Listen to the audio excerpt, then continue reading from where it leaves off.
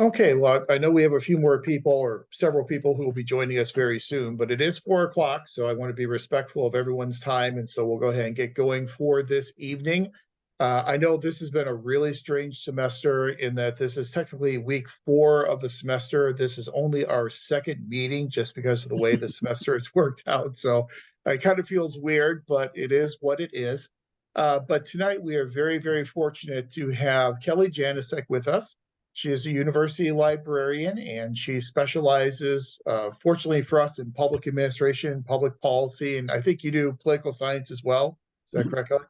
Yeah. And so Kelly is here to take you through a discussion of how you do research in public administration and policy here at Long Beach, because I know some folks are not only new to the MPA program, but you're also new to the campus as well. So I always tell everyone that this is probably the most useful session you will have in your entire time in the MPA program.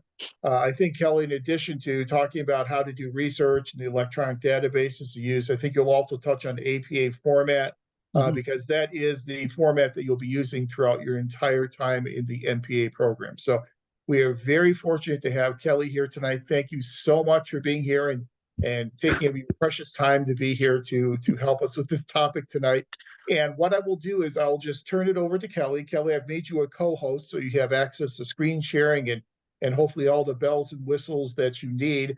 And then I'll kind of drop out and let Kelly do her thing, and then I'll check back in about 5:15 and see how everything's going. And then, since we are so far behind of our information, that when Kelly is done tonight, then the second half of class we'll have a normal class session and pick up where we left off with our discussion of the principles of American government. So that's the plan for this evening. So I'll turn it over to Kelly, and the floor is yours. Thank you. Good evening. Well, I'm going to screen share. I kind of do this with a little bit of a PowerPoint because it makes me pay attention to what I'm talking about. I don't wander off into strange places. And you are my second or third session today, so everybody gets some of the same stuff. The big thing I want to talk about right now is today, information seeking is different than it was even 2 years ago. You're now in what we call discovery mode. Google's a good example. You discover all the stuff that Google wants you to discover. Our OneSearch, which is an academic version of Google, allows you to discover things. They may not be the good stuff and they may not be the things you want. So I want to make sure you see the difference of what we're offering so you can see what you need to know. Okay? So with that in mind, let me go here. I'm going to talk about research steps because I want to make sure you understand the process a little bit because it may be old to you, it may be new to you or whatever. Little computer searching tips. Then I'm going to talk about information and some APA basics. And then I'm going to give you a chance to do a little, see if you understand what I talked about, escape the Zoom room or research room thing. So the one things I want to talk about is the size of the topic. I can't tell you, I had a class, 2 hours ago. They were doing a pioneers of recreation area and they wanted to know, well, what happens if we want to do something in recreation? I said, okay, what? And they said, well, recreation. I said, okay, what? Let's be real. I have encyclopedias. They're 4 and 5 volumes long on recreation. It's a little bit of a big topic. So sometimes you need to think about your topic, and the advantage of the databases that we have will help you maybe focus it so it's more precise of what you're doing your searching on. You need to determine your disciplines. You guys are a little bit cross-disciplinary. You're political science, you may be sociology, you may be in law, you might be public policy and administration, and those are different places to look for materials. And then the vocabulary is very important. So we're going to talk about that a little bit more. I should mention that if you want to raise your hand, don't be shy about asking me questions as we go along. If I don't recognize you, just shout out, interrupt me. I have no problem with that. When I'm talking about the computer, the advantage of the databases we purchase for you has a lot more features that you cannot get in Google. You can get some of them in OneSearch, but we're finding it's not proper. It allows you to refine your topics in various ways by using particular words. And means both words that you use before and after the and have to be there. Not as great to take things out that don't fit.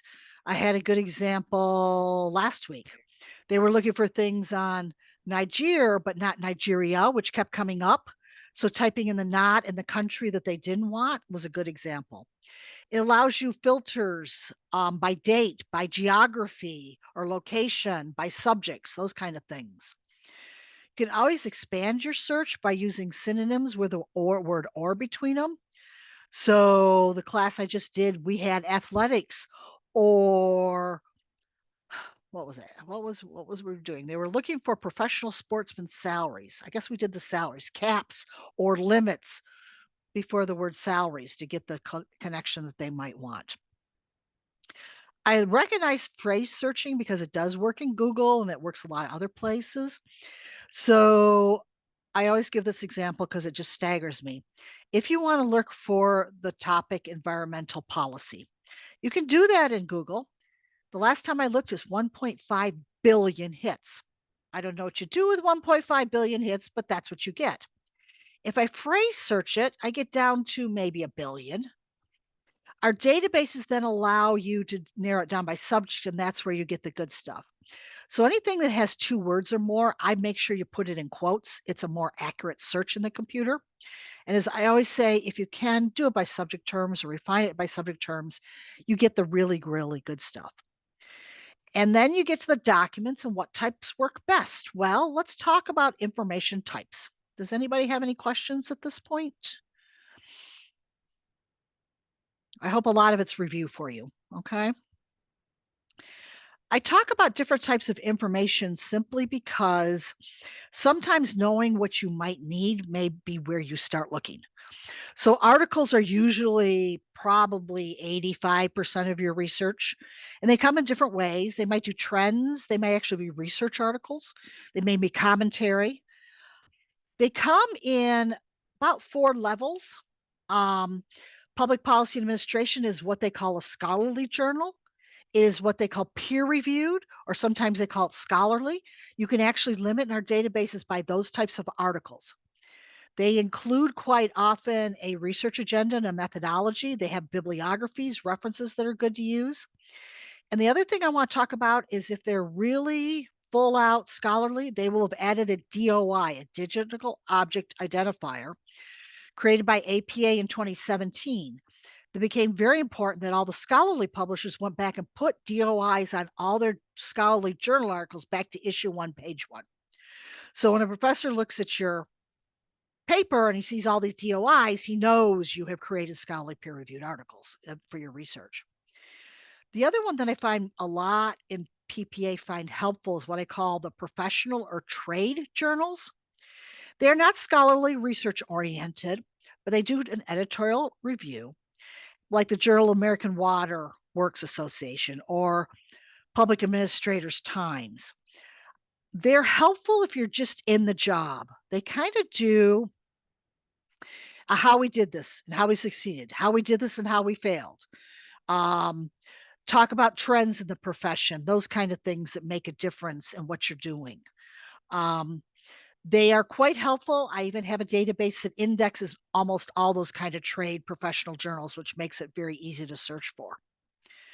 News is always important. If you want something really, really current, it may not have made the professional trade. It may not, definitely would not have been researched yet.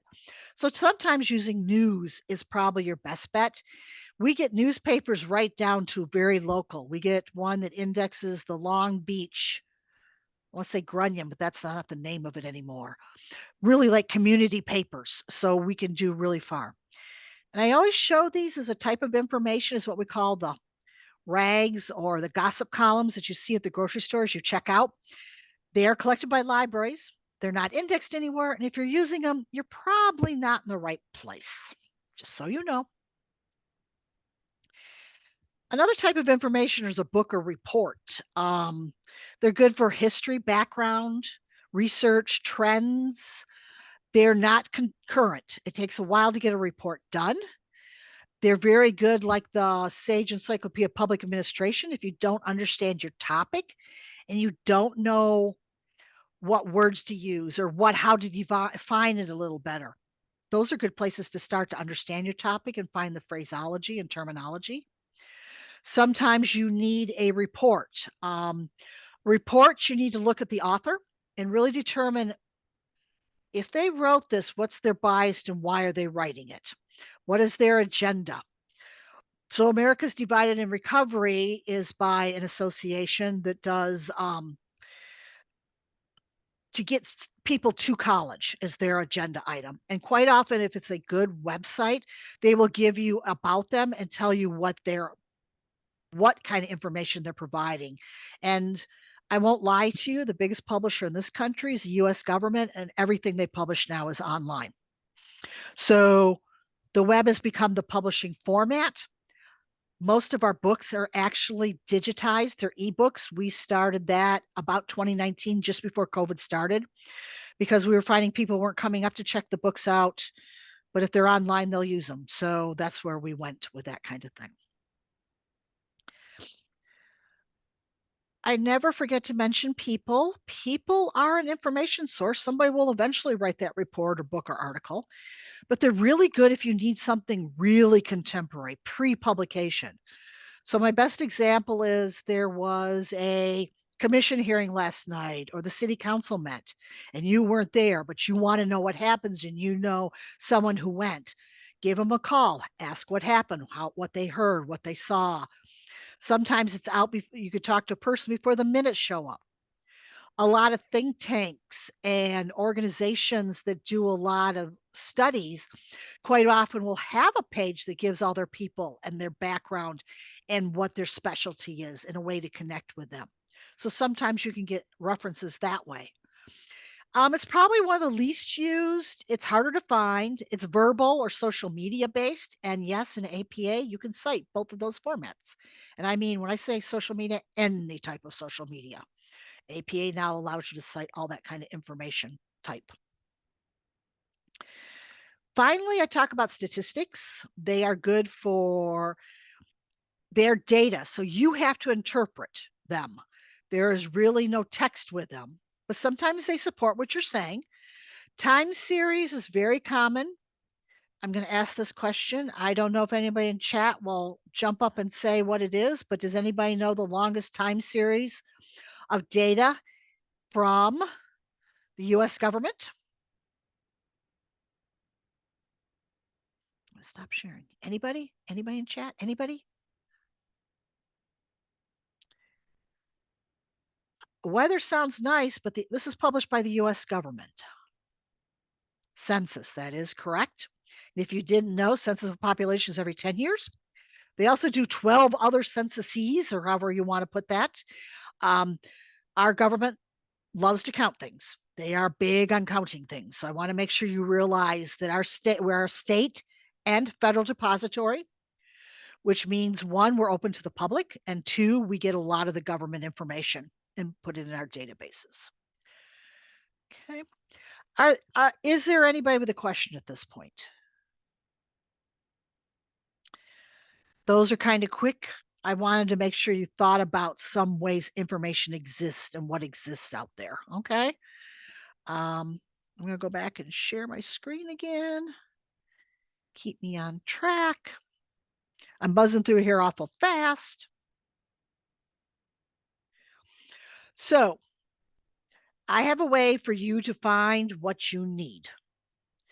We have developed for each program on campus what we call a research guide. And so there is one for public administration. Do note the address, https://cslb.libguides.com. It's not edu, it's .com /public_administration, all lowercase. I'm going to talk about this page and what you might want. Why do I talk about it? Well, considering we have 335 databases, do you know which one you're going to start in? And I'll have to admit, I came across one the other day, never heard of it, didn't know we had it, and didn't know its purpose. So it tells you we're having new information all the time. So I want to make sure you're aware of what's on this page and how it can help you. One of the things it has is get sources. I no longer break up information by information type, but I think you're smart enough to know what I talked about to know when you might find it and know how to use it. So I'm going to go to, I think we're going to live here. Whoops, stop sharing. I don't want you to know my questions before I ask them. I'm going to share, well, let me see, where did I put it? There. Share these and close this top screen down. Whoops, that isn't the one I wanted. Okay, where is it? Did I close it? No. Uh, uh, uh. I'm looking for my page, my LibGuide. There it is. It's my Zoom page. Okay. Close. There it is. So if you didn't get the address, you can come. I'll show you. Does this show the university one search page? Can I get some head nods maybe? Okay. Down here are the research guides underneath this one search box. Click on that. You can type in public administration in the box so you don't have to scroll all the way to the bottom. You guys are lucky enough.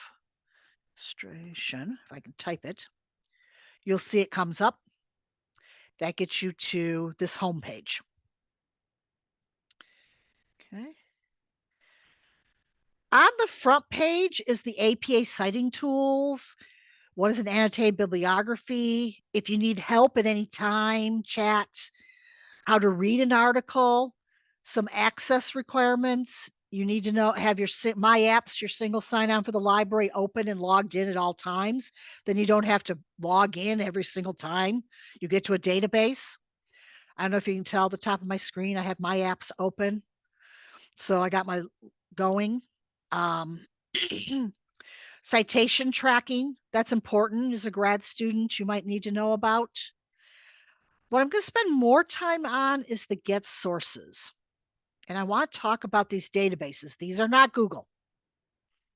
These are better than Google, a whole lot better than Google. I got basically two different vendors. I could do public administration.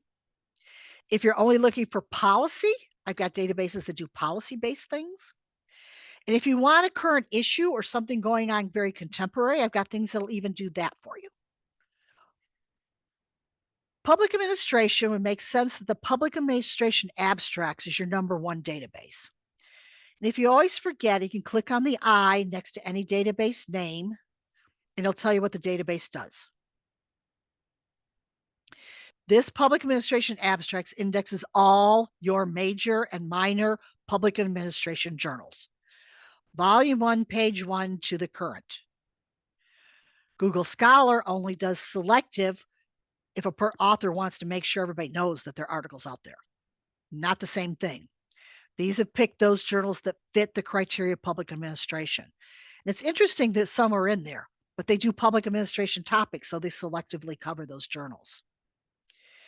The other one that's by a different vendor is Politics Database. And the reason why I mentioned that one, we purchased it, a year and a half ago, we swapped out something. It's a combination of three databases. It does politics, all the journals in political science. It does public affairs, information, all the things that talk about local and state government, including reports and things like that. And it does policy index, which is all the things that they index that might be something that talks about policy. So it's a nice complete database of a lot of different things. It includes articles, references to reports, books, blogs, all that kind of stuff that might be important to you. You remember me talking about trade and professional journals? That's what the ABI Inform does. And I'm going to show that one to you because you can also get public policy stuff on it, but it's really a business database. But if you're talking about management or the business end, that's one you want to use. Social Index I have on here because anything to deal with people, I find in Social Index. So if you're doing parks and recreation, if you're doing something on elderly, all that kind of stuff shows up in Social Index. It's amazing what's in there. So let me show you real quick and demonstrate. This is what Public Administration Abstracts does. Now realize it says abstract, so it may not be full text. Never limit your search in our databases to full text only because we have 335 databases. We probably have it full text somewhere else. I'm going to show you how to link to it. So let me see. I'm just going to take a bizarre topic.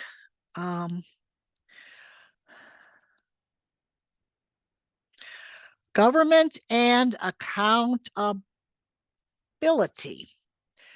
Here's my and or nots. Okay. I'm going to search. I got 1,672. I dare you to get that small of a pot on Google. You can't. So what am I going to do? Well, I don't want it back to 1973, and I want scholarly peer-reviewed articles. So I'm going to change my dates. I want, oh, that'll be good. I dropped to 282 just by the dates. Woohoo! Woohoo! Woohoo! If I do scholarly, I bet it drops a lot further. 274. Then I got other things. Maybe I want language. Maybe I want actually the article. Someone read that article and determined that the subject heading of this article is government accountability. They may not have used the words, but I know I want that one, which gives me 62. Down from 200 or whatever we started with, 1,400 or whatever. I can add everything, some other things to it. One of my favorite ones, you guys know that municipal employees or government employees are still called civil service employees. So that's one of your problems. Your terminology has changed over time, but not necessarily. I'm down to 62. I have 10 on my first page. They're by relevancy. Is it in the subject heading? Do they use the words a lot? Other things like that. This one's from Malaysia. I probably don't care about Malaysia. This one's from China. This one looks promising. Now I need to find out what it's about. An abstract will help you determine if it's worth pursuing or not. Well, first thing I learned is it German. It's a German article. I don't want Germany. So I'm going back to results. This is one database I don't have the option to do locations. So I kind of have to look at it a little closer. China. This one is, let's see what this one does. Psychology of accountability of local governments. Authors are in Portugal. Yeah, I can live with it for a minute. Let's try it. It's an abstract. It isn't even very long. It's only a 2-page article. It's a debate. I don't want a debate. Why didn't I read that in the title? I want an article. Sub-Sahara. So the advantage is being able to see these subject headings. What's this one do?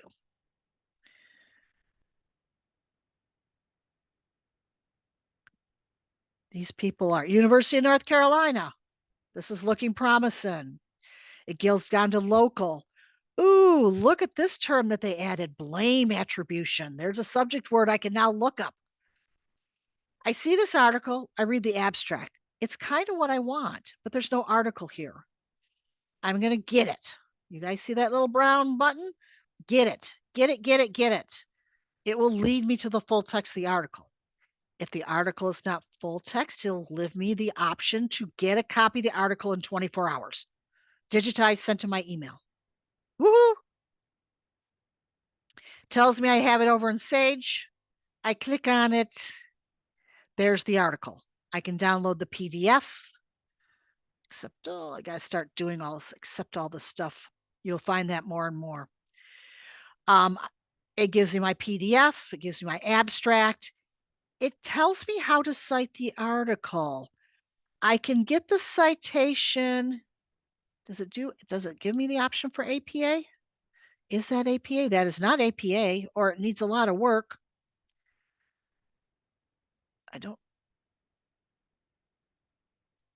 If I cite the article, if you get an APA, that one is really close to APA. You got to save it. You'll still have to fix it. And I'll talk about that in a minute. Figures and charts are here. The other thing this article will help me with a bibliography. And I mention this because sometimes in looking for research, I want to go backwards and forward in time. I can't get down there.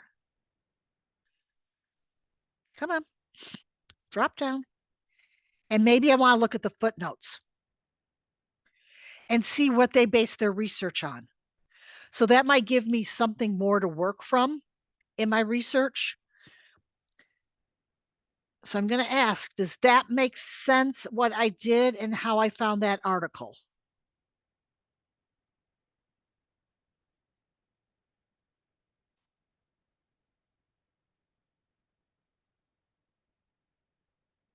Yes, no? I got one chat. Okay, there we are. Yes, yes, okay. So this database doesn't do it, but some of them will even go on to say over here in the left-hand column, cited in this database 1, 2, 3, 4 times. So this article came out in 2021, but say there was an article in 2023 and it's cited, you can click on that and get the more current article and see what they're using for the basis of their research from this original article. So you now can go backwards and forwards in time. That's tracking citations.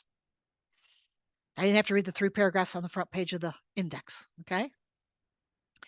So what I want to do is close this guy down. I want to show you ABI Inform, only because it's a different view, different vendor, looks a little different. And this is the one, oh, I hate this. I hate this time of year. No, I don't want to tell them what I think of their product. This product is now owned by the biggest product owning publisher in the world. It does not make us happy. But one of the things I want to talk about is down here. They have these classification codes, and you need to do this from the beginning. And one of the classification codes they allow you to do is organizational types. And you can limit to either public sector or nonprofit institutions, which takes all the business stuff out of this business database. So now that I've got that, and I type in, I'm going to do something different, government accountability.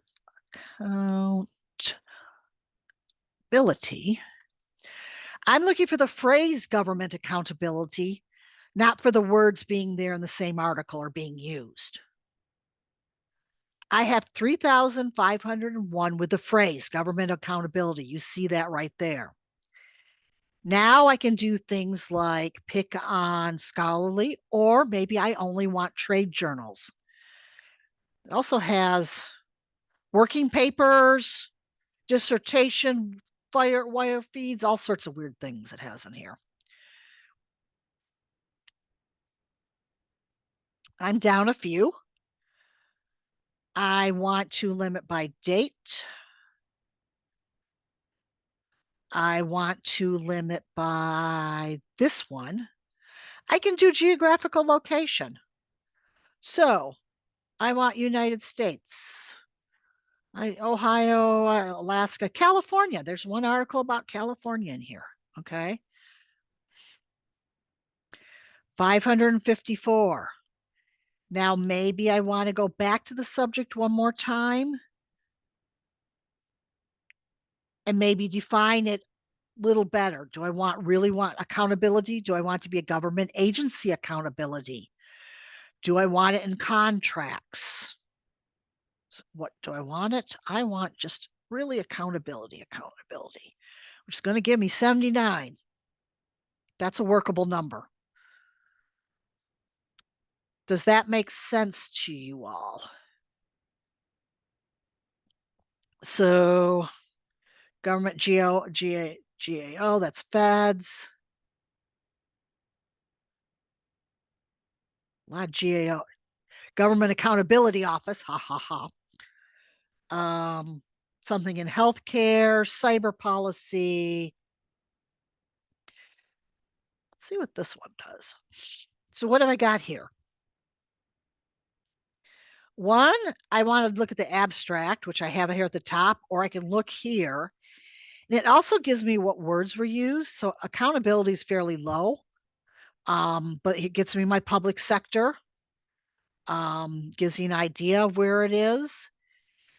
It also on the right now suggests other articles that somehow link to this, and sometimes they're good and sometimes they're bad. I never can figure out how the government does it. It also leads me to my PDF of the article. Now remember, I didn't pick scholarly, so there's no DOI. This is kind of a commentary kind of article. It gives me, it's 2 pages. It's not very big, but it gives me an idea of use of how they used performance data, the leadership commitment to using it, measuring performance, little things like that that talk about stuff. So sometimes that's a helpful kind of thing. And I didn't know if you would, I think you'll find it helpful is the ABI Inform. That's a quick and dirty about some of those databases. Does anybody have any questions? Use the refine at the left. Always click on more.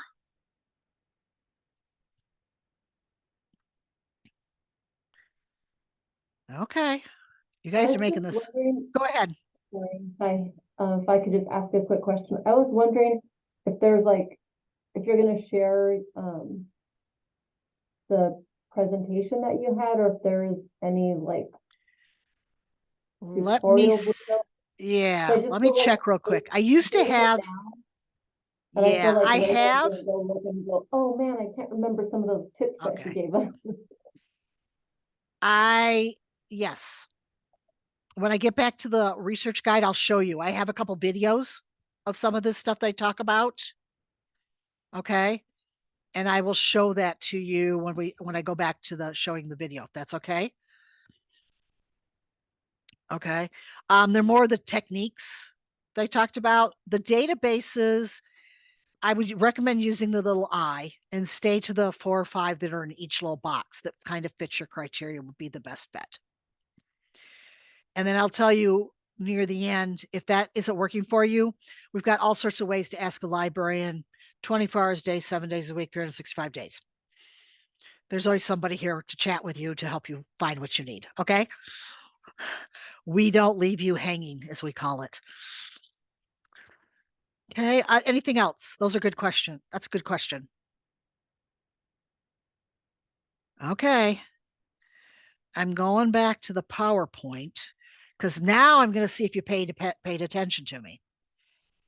The best type of article to use for research is, I can throw it in chat or yelling at me. I don't care. I'm just making sure you can do it. Do you remember? Gossip, news, peer-reviewed, trade professional. DOI is right, but what is a DOI type of article? Peer-reviewed. That is correct. Sometimes you'll see a scholarly article. The database vendors, it's synonyms. It should be peer-reviewed or scholarly article. For them, it means one the same. Okay. What about the other question? Web pages and reports from the web needs editorial oversight to confirm credible sources of information. I would validate it by ask a person, author credentials, Wikipedia.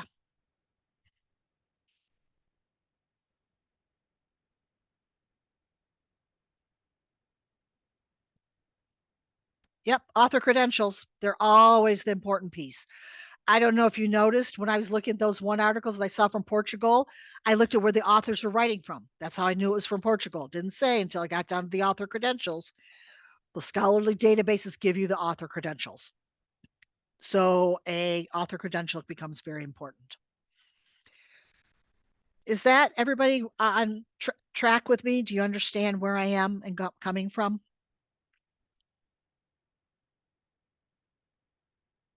Okay, moving forward.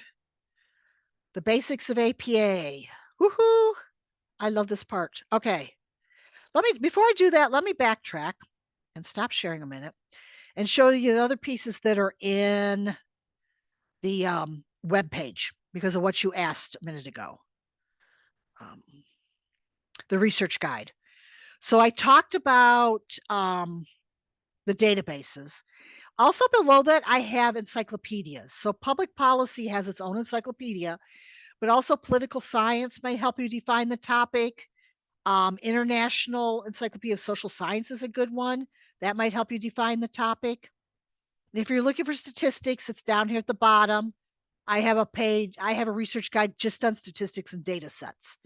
It has like 1,400 links in it. It's incredible how much data is out there in the world. Okay.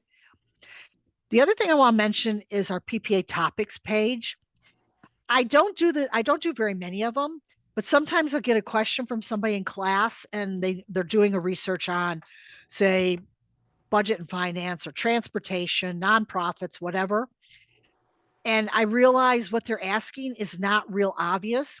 So I've gone out and done my Google search and found those things that might have Google-based information or books or reports that might be helpful for whatever you're doing on that broad topic. So I'm always looking for things to add to this topic page. They really do help focus a little bit, and that's the only reason why it's there. Now, you asked about what I'm talking about. Here is 2 little videos I did during COVID. I don't even look like that anymore. Boy, times change. Starting research process steps and computer search tips. They're about 5-7 minutes a piece. That's why I don't whatever. And they got a little pop quiz at the end if you really want to make sure you understood what was going on. Okay. I also have a tab just for if you're in the policy class. I don't come and teach in that class, but if you're looking for policy information, here's the better databases, including a couple I didn't mention before. Here are actually sites that have some stuff on various particular policies. There's a book that might help, and then there's policy directories. So if you are looking for a policy that might deal with childcare, these are directories of organizations that track and deal with policy. So you'd look up childcare and you might find who they are. Then you can look to see what their website is and see what policy they're trying to influence. That gives you a good start. If you're in the research design class, here's a couple things you might find of help. And if you're doing program evaluations, here's a couple different things that you might help. This is the one place where I actually recommend Google, and I tell you how to search it here in this tricks or tips page box, shall we say. And then I give you some more sources.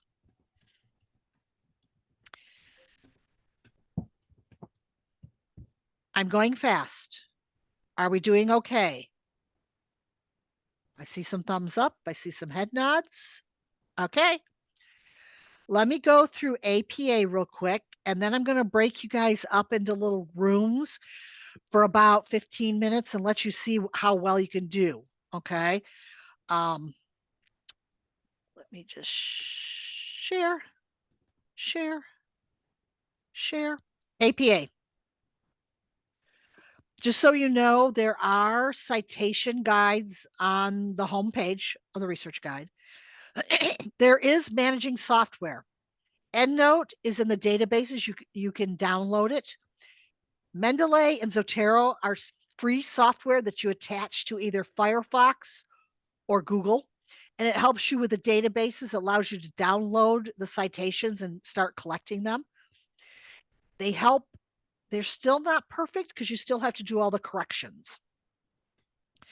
So the kind of thing you're looking for is the author's last name and initials, year, title of the article, title of the book chapter, name of periodicals, italicized, issue, pages, DOI if it's scholarly. There is no HTTPS if it's a trade or professional journal. In an edited book, you get the chapter, then you go to the full editorial of the book. If it's scholarly, as an academic press, it will also have a DOI. If it's an organization that you found out on the web, you put in the organization name, the year, the title, the agency in charge of the report, their name, and then the link. You will see DOIs. The correct way is at the top. The incorrect ways that when you download, that may be what you get. Those are incorrect. So I don't even know why they say dx.doi.org. It's three extra things you have to type.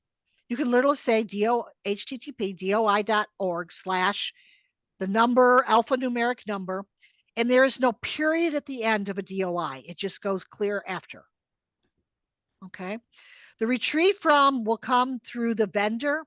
And the reason why it comes that way is because you're logged in and it's trying to show that you're logged in. It won't help anybody because they can't get in through your security. Okay. So I just want you to realize that's what you'll see quite often.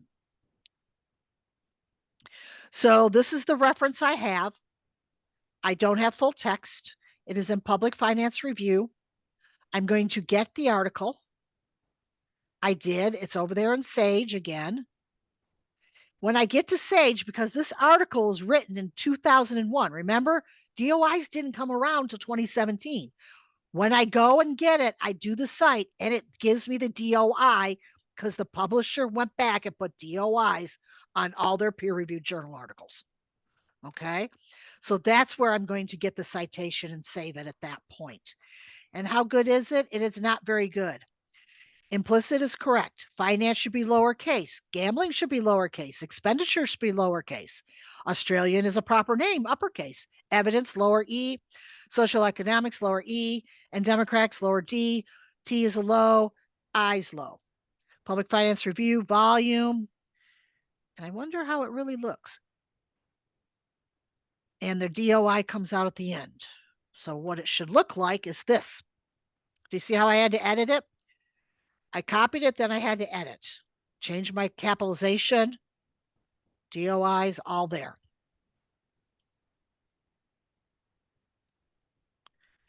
The newer stuff has the DOI in the reference, so you'll see it there.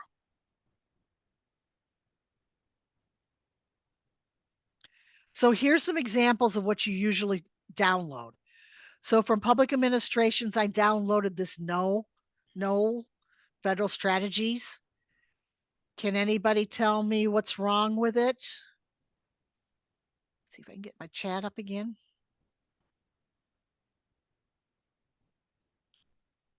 The capital letters, the DOG, the DOC right there. The DOI is actually correct on that one. That isn't where the issue is. Ooh. For the first one, Federal Strategies, they have to change a lot of the caps to lower case. That is correct. That is the way it works.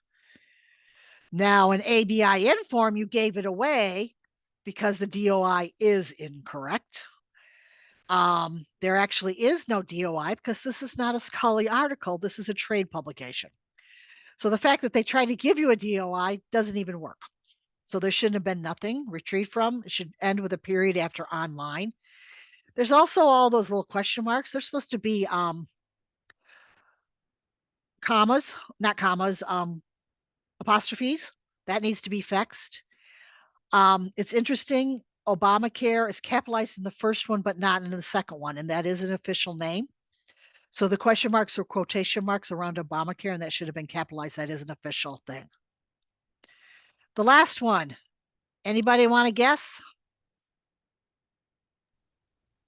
It's all capitalized. All capitalized. Yep. Politics database is renowned for that. All should be capitalized, all lowercase. Everything else is all lowercase. Everything, all lowercase. It's not, planning is not a scholarly publication, so it won't have a DOI. Does that give you a better idea of what you're going to find when you download the citations and what you have to look for to correct them? Those are actual true examples. Okay. So I am going to put in chat. Let's see what I'm going to do. A Google's form. If you'd be so kind to open up. My Google phone is talking to me about my Google form. Okay. First, I want to make sure you have all opened up the LibGuide, the research guide. Do I need to give you that address too? Let me get it for you. I'll give it to you here.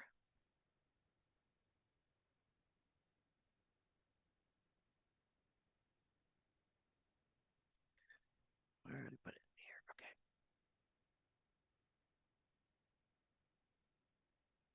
There's the form I want you to go to. And there's what you're going to be working from. I'm going to break you down into rooms. And I think there's only 20 of you. I think I'm only going to use 3 rooms. That would give you about maybe 4 rooms, 5 apiece, 5 rooms. So based on your room number will be your topic. And I will come by. Hold on.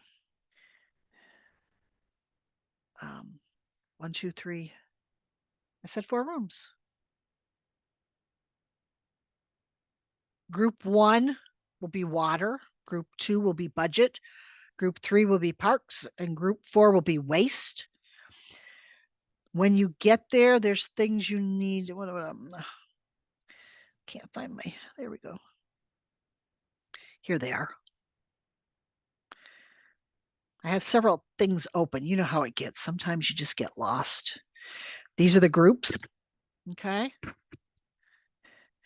I'll put it again because when you go to breakout rooms, you lose some of this chat sometimes.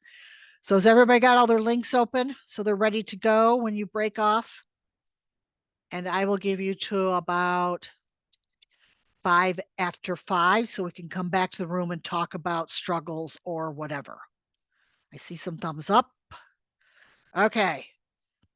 Let me. It's right there. 1, 2, 2,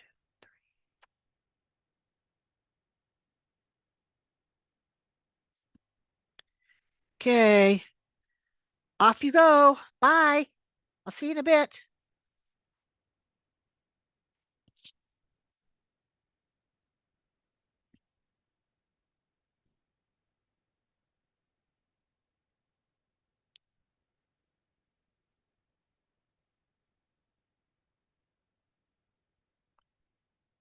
Is everybody good?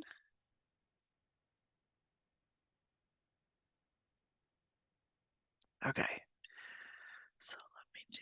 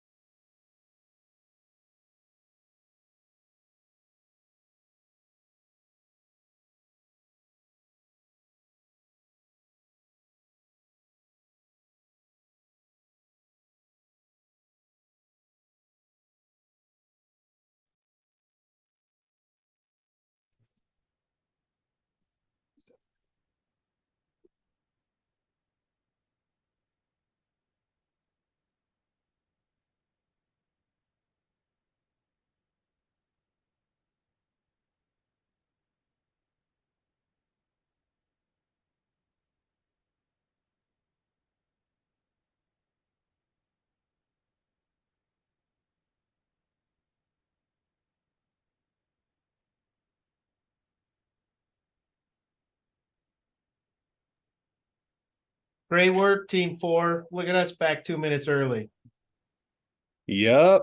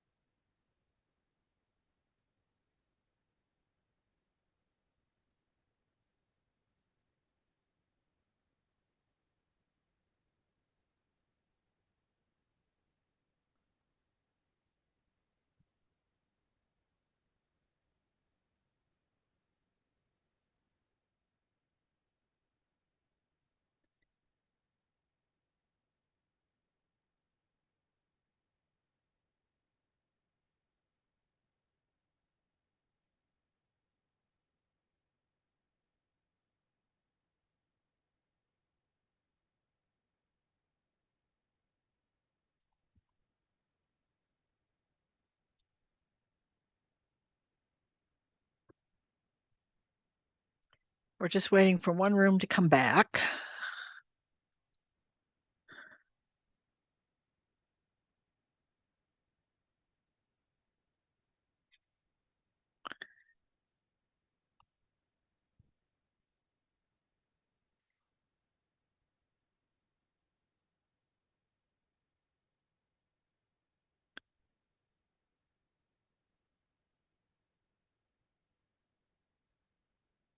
Everybody's back. Good.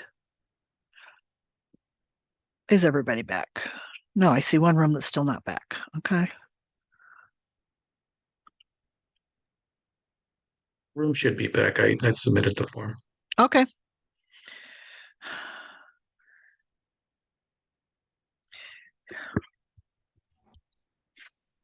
Yeah, they're coming through now. Yep.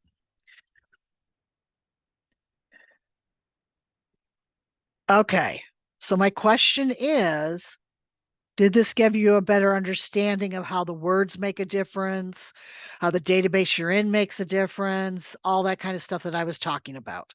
I could talk about it all I want to, but until you experience it, sometimes it just doesn't make sense. What I found interesting is when I went in to look, you guys gave me the answer to the question. I don't know, you're the first time that you didn't cite the article it was from. That was the last piece to be able to see if you can do a proper citation in APA format.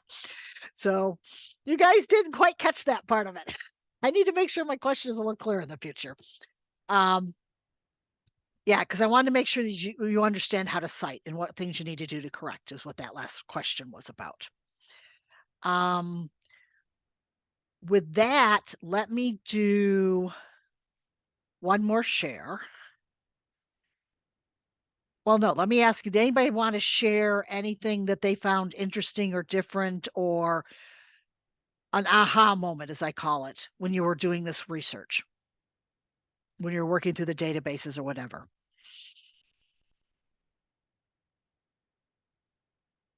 I know one group wanted to add more words, and I said, no, that's the wrong way to go. Take out the words that aren't as helpful, use the one concept and add more words. But the more words you add, the smaller your pot's going to be. That's why asking a question or putting in a huge long sentence gets you no results, because there's too many words for it to find and it's becomes zero.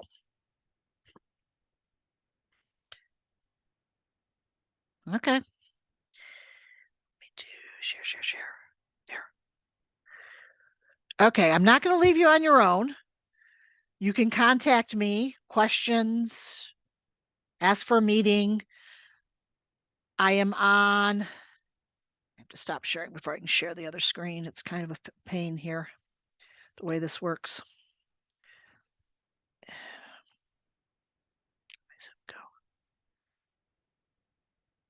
Oops, I lost my Zoom here.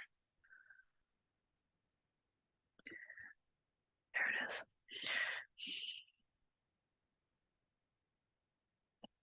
Oh, you're over here. That's why. I lost you guys is what happened. The one thing, maybe it's here. On the home page, you see me at the very bottom. That's where you can email me. If I'm online for chatting, it'll be green. You can chat with me then, make a Zoom appointment. I don't know if you guys see the Ask a Librarian button that's over here, or the FAQ that's over here to the side. Anytime you can ask a librarian a question. They will ask you what I will ask anybody. What database are you in? What words did you use? What are you still looking for and can't find? Very common. If they cannot help you, they'll refer you back to us in the next business day. We will pick you up and take care of you. We know statistically that most researchers in college do it at 2 a.m. in the morning. So that's why we have a 24-hour, 7-day-a-week process. I do Monday mornings at 11 a.m. England, it's 2 a.m. in the morning. That's all I get questions from are the kids in England. Okay. So we know how you do your research. It's a well-known fact. So we want to give you 24-hour access to people who can help you the moment you need it. With that in mind, I'm open for any other questions. Did I cover everything you thought you would get? I can give you another quiz if you want a quiz. I love this quiz. This will have to be verbal or in chat. Okay. We have a book called Escaping Jurassic Government: How to Recover America's Lost Commitment to Competence. Does anybody have any idea what that book is about?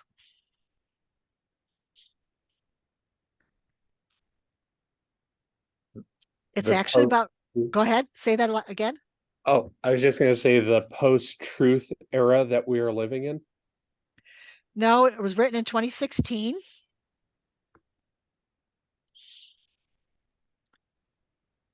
It's on government accountability, government productivity, organizational effectiveness, public policy, social policy, transparency in government. So if you had typed in government accountability, you may or may not have found that book because those words aren't in the title or description of the book. That's the advantage of refining your work with a subject heading. Another one I've got is City Politics, the Political Economy of Urban America.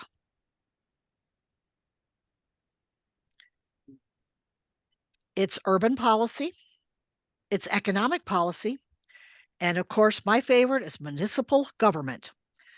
City politics is not a subject heading, it's municipal government. So you guys see you have a problem with words in your discipline, real problem with words. So make sure you take advantage of when you're using a database to look at the subject words that are there because you might find them more better word. If you want to, go ahead and discard everything you got and type that word in your search box and work from it from there if you need to. I believe I've given you all the things that oh, that last book I gave you is a stolen textbook. We don't even have it anymore. Someone stole it. Really? I can't keep books sometimes. It's hard.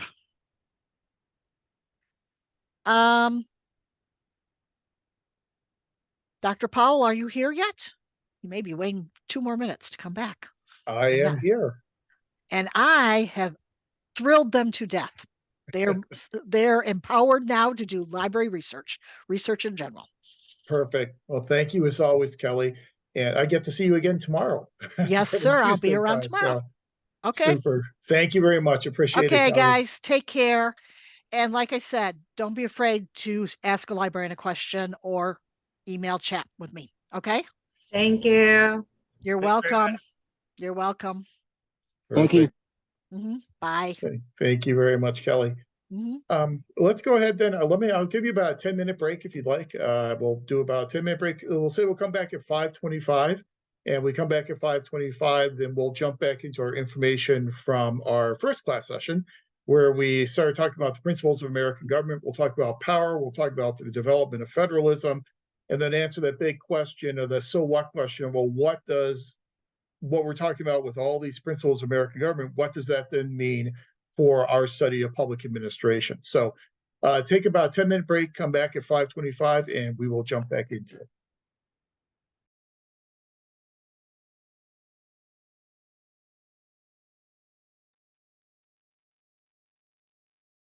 Okay, welcome back. It's 5:25, so let's get back into it. I know, as I said at the outset tonight, I know we're really far behind in our material, but that's okay. We will catch up, and we'll see how much we can get through tonight, and then we'll have a lot of time next week to catch up on what we haven't covered yet. But the last time we were together, we talked about some of these basic principles of American government. We were talking about how we have a constitutional republic, and in our constitutional republic, the Constitution limits power. And we limit power in a couple of different ways. One way we limit power is we limit power horizontally through separation of powers. Another way we do it is vertically through our system of American federalism. But our entire system is predicated on this idea of limiting the power of government.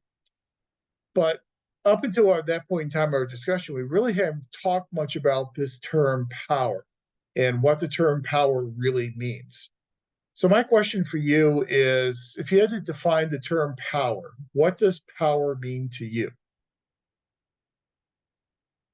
What do we mean by the term power? Like control and influence?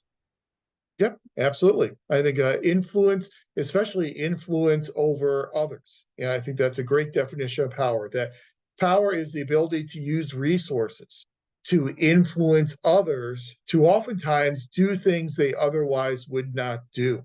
And so we're influencing people, we are in a way controlling them. And so power is very much about influence and control. I do like to kind of in this class add a more nuanced definition of power as well. And the nuanced definition comes from a researcher by the name of John Gaventa. And I'll put that in text chat. But John Gaventa was very interested in this idea of power. And in order to develop definitions of power, he decided to do a case study. Like a lot of good social scientists, he went out there in the field and he wanted to study these power dynamics between people. And one of his most famous studies, he went into rural Appalachia and specifically went into a coal mining town. And in that coal mining town, there are actually two different cities. There's one in there's one in Kentucky, and I believe the other one was in Tennessee, where he went into these coal mining towns, and he wanted to understand how the coal mine owners had such control and had exercised so much power over the coal miners. And so in these towns, it was not uncommon to have a situation where the coal mine owners basically controlled the entire town. So the coal mine owners were requiring the coal mine workers to work in dangerous mine conditions. They were working 70 to 80-hour weeks, and they were not getting paid in cash, but they were getting paid in tokens. The tokens they earned from their work in the mine were then only usable in the store in town, and the store in town was a company store. It was owned by the coal mine operators. So basically, the coal mine operators had everything in the town kind of sewn up in favor of the coal mine operators. Now, working in a coal mine is a very dangerous thing.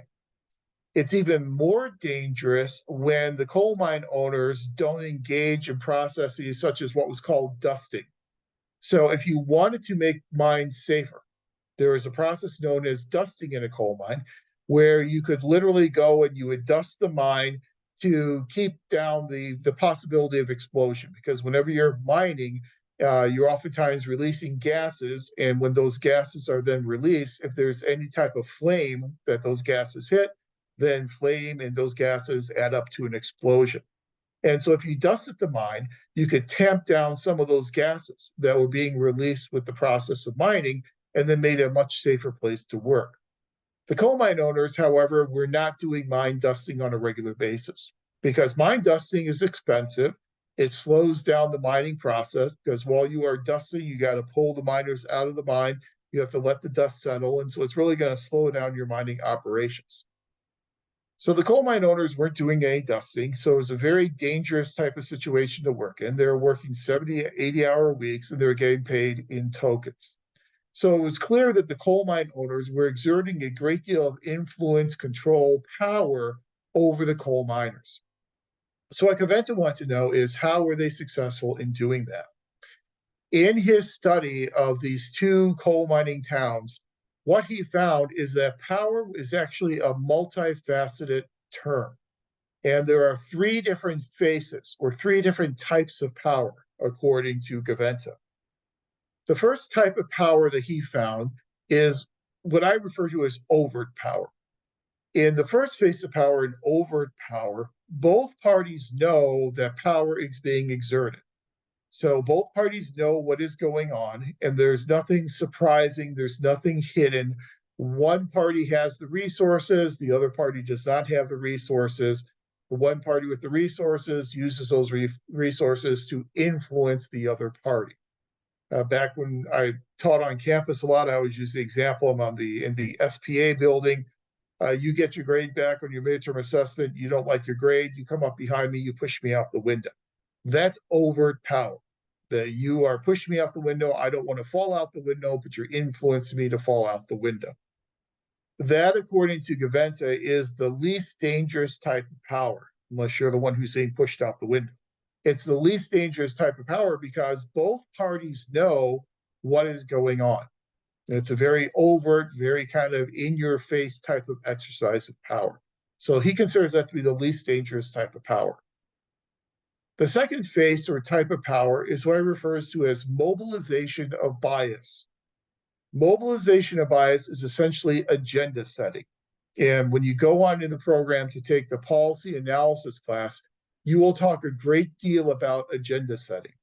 There is great power in being able to establish the agenda. So what was going on is that the coal mine owners, through their contributions to members of the state legislature, were able to keep coal mine safety legislation off of the state legislature's agenda. Never gets on the state legislature's agenda, state legislature will never pass a law promoting coal mine safety. The coal mine workers knew that there was no safety legislation being passed, but they didn't know why. So this is a more dangerous type of power because the people who are having power exerted over them don't really understand how that power is being exerted. So that's agenda setting or mobilization of bias, a more dangerous type of power. The most dangerous type of power, according to Gaventa, is the third phase that he refers to as co-optation. In co-optation, one party in the relationship is able to co-opt or replace the opinions of the other person with their opinions. So the coal mine owners were able to convince the coal mine workers that working in dangerous mine conditions, 70 to 80 hours a week, being paid in tokens, that was actually in the best interest of the coal miners, when in reality, it was in the best interest of the coal mine owners.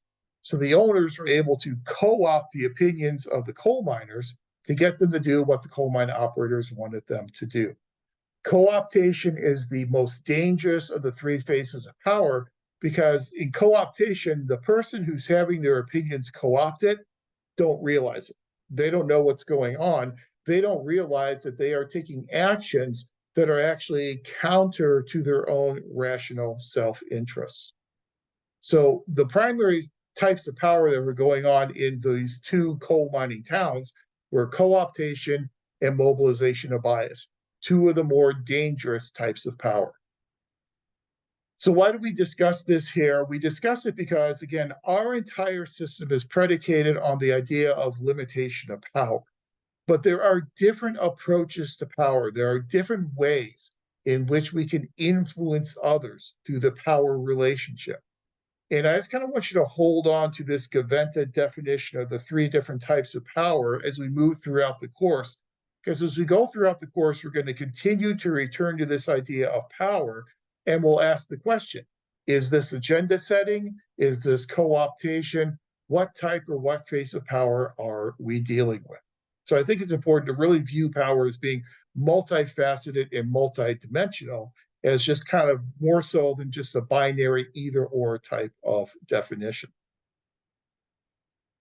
As we said, the way in which we handle the limitation of power with our system of government is we limit it horizontally through the separation of powers that we're all very familiar with. We also limit it vertically through our system of American federalism. Now, I've been teaching federalism and intergovernmental relations for over 25 years. And one thing that I have found is that we are much more familiar with separation of powers and how the separation between executive, legislative, and judicial branches work than we are in terms of federalism, the vertical separation of power between national, state, and local governments. So I think it's important for us to spend a few minutes tonight talking about this idea of the vertical separation of power known as federalism and talk about how federalism has changed over the years. Last time when we talked about the development of the Constitution, we said at that Constitutional Convention, we essentially had three main conflicts that the framers had to deal with. One conflict was a conflict between large and small states. We said they dealt with that through the bicameral legislature. A second conflict was between slave and non-slave states. And we saw how, unfortunately, the framers dealt with that through the compromises in Article 1, Section 2 of the Constitution and Article 1, Section 9 of the Constitution. But the third conflict was between Federalists and anti-Federalists. Federalists who believed that the national government needed to be much stronger than it was under the Articles of Confederation. And then the anti-Federalists who believed much more in states' rights, who believed that state government should be sovereign and we really needed to limit the power of the national government to a few given areas and then reserve all the other powers to state governments so that state governments would remain the sovereign entities within the Union. So throughout the Constitution, we developed a system of American federalism to try and placate both sides, the Federalists as well as the anti-Federalists. And in a few minutes, when we look at the Constitution, I'll point out to you some of the major ways in which we, or the framers, attempted to do that in the Constitution. But with federalism, what we are doing in the Constitution is we are dividing up power between a national government and state governments. Those are the only two levels of government that are spoken of in the national Constitution. Local governments do not have standing under the national Constitution. They are not mentioned under our Constitution. Local governments are seen as creatures of the state, and that's something known as Dillon's rule. And a judge in the 1800s established a thing called Dillon's rule, which says that local governments belong to the states, local governments are creatures of the state. So early on, when we're talking about the balance of power between governments, we are primarily talking about the balance of power between the national government and state governments. So after the founding of the country, up until the beginning of the Civil War, the approach that we took to federalism, this division of power between governments, is an approach known as a coordinate authority model. And you'll see in this inset, this white box on the screen, we have this Venn diagram that's supposed to show us what the coordinate authority model of federalism looks like. You'll see in the coordinate authority model of federalism, the national government and the state government are separate. They have two separate spheres of influence. The national government has its duties and responsibilities, and state governments have their duties and responsibilities. Local governments are subsumed within the sphere of influence of the state government. That's why the local circle appears within the state circle. This coordinate authority model of federalism viewed both of national and state governments as being independent and autonomous levels of government. From the founding of the country up to the beginning of the Civil War, this coordinate authority model of government really envisioned a duality between national and state governments. And so the first era of federalism in our country, from the founding until the beginning of the Civil War, is oftentimes referred to as dual federalism. That's our first era, dual federalism. Dual federalism predicated upon this coordinate authority model. In the dual federalism era, leading up to the Civil War, the two spheres of influence, national and state, were separate, but the state sphere of influence was larger than the national sphere of influence. So if you're going to draw this coordinated authority model as it looked in the era of dual federalism, you would have drawn it a little differently. You would have drawn the state circle much larger and the national circle much smaller. The duties and responsibilities of the national government were fewer in number and scope than the duties and responsibilities of the state governments. But their spheres of influence were separate and distinct from each other. As we move up until the Civil War, and then after the Civil War, we see the states' rights approach really start to die out, in that the approach of a lot of southern states moving into the Civil War was that the state governments are sovereign. And as such, these sovereign state governments joined together to form this union, that the union was formed by sovereign states. So the idea there is if the states form the union, then the states have the constitutional legal right to then leave the union. And that was the philosophical underpinning of succession and why southern states, beginning in 1860, started to secede from the Union. The genesis for that idea that the states created the Union, so therefore they could, in essence, leave and destroy the Union, that genesis actually comes to us kind of unwittingly from James Madison in his Federalist number 39. When you read Federalist number 39, you see that Madison is trying to defend the new Constitution by showing people that the new Constitution is not creating too strong of a national government, and that the new national government created under this new Constitution is a limited national government. And one of the ways he does this, he says, well, where does the power come from for this new government? The power comes from the states. He made the argument. The states joined together to create this new union. And then what happened is John C. Calhoun and some other advocates of secession then took that Madisonian argument and used it as the philosophical basis then for secession. Once the Civil War is over and we move into the Reconstruction era, the states' rights approach, the idea that the states created the Union, therefore the states can willingly leave the Union, that idea was essentially dead. And with the death of that idea, we then move from an era of dual federalism to our second main era known as competitive federalism. Competitive federalism begins at the end of the Civil War and runs up to the New Deal of FDR. Competitive federalism is still based upon this coordinate authority model, that national sphere of influence is separate from the state sphere of influence. However, the difference is the national sphere of influence grows under competitive federalism, and that national circle then becomes bigger than the state circle.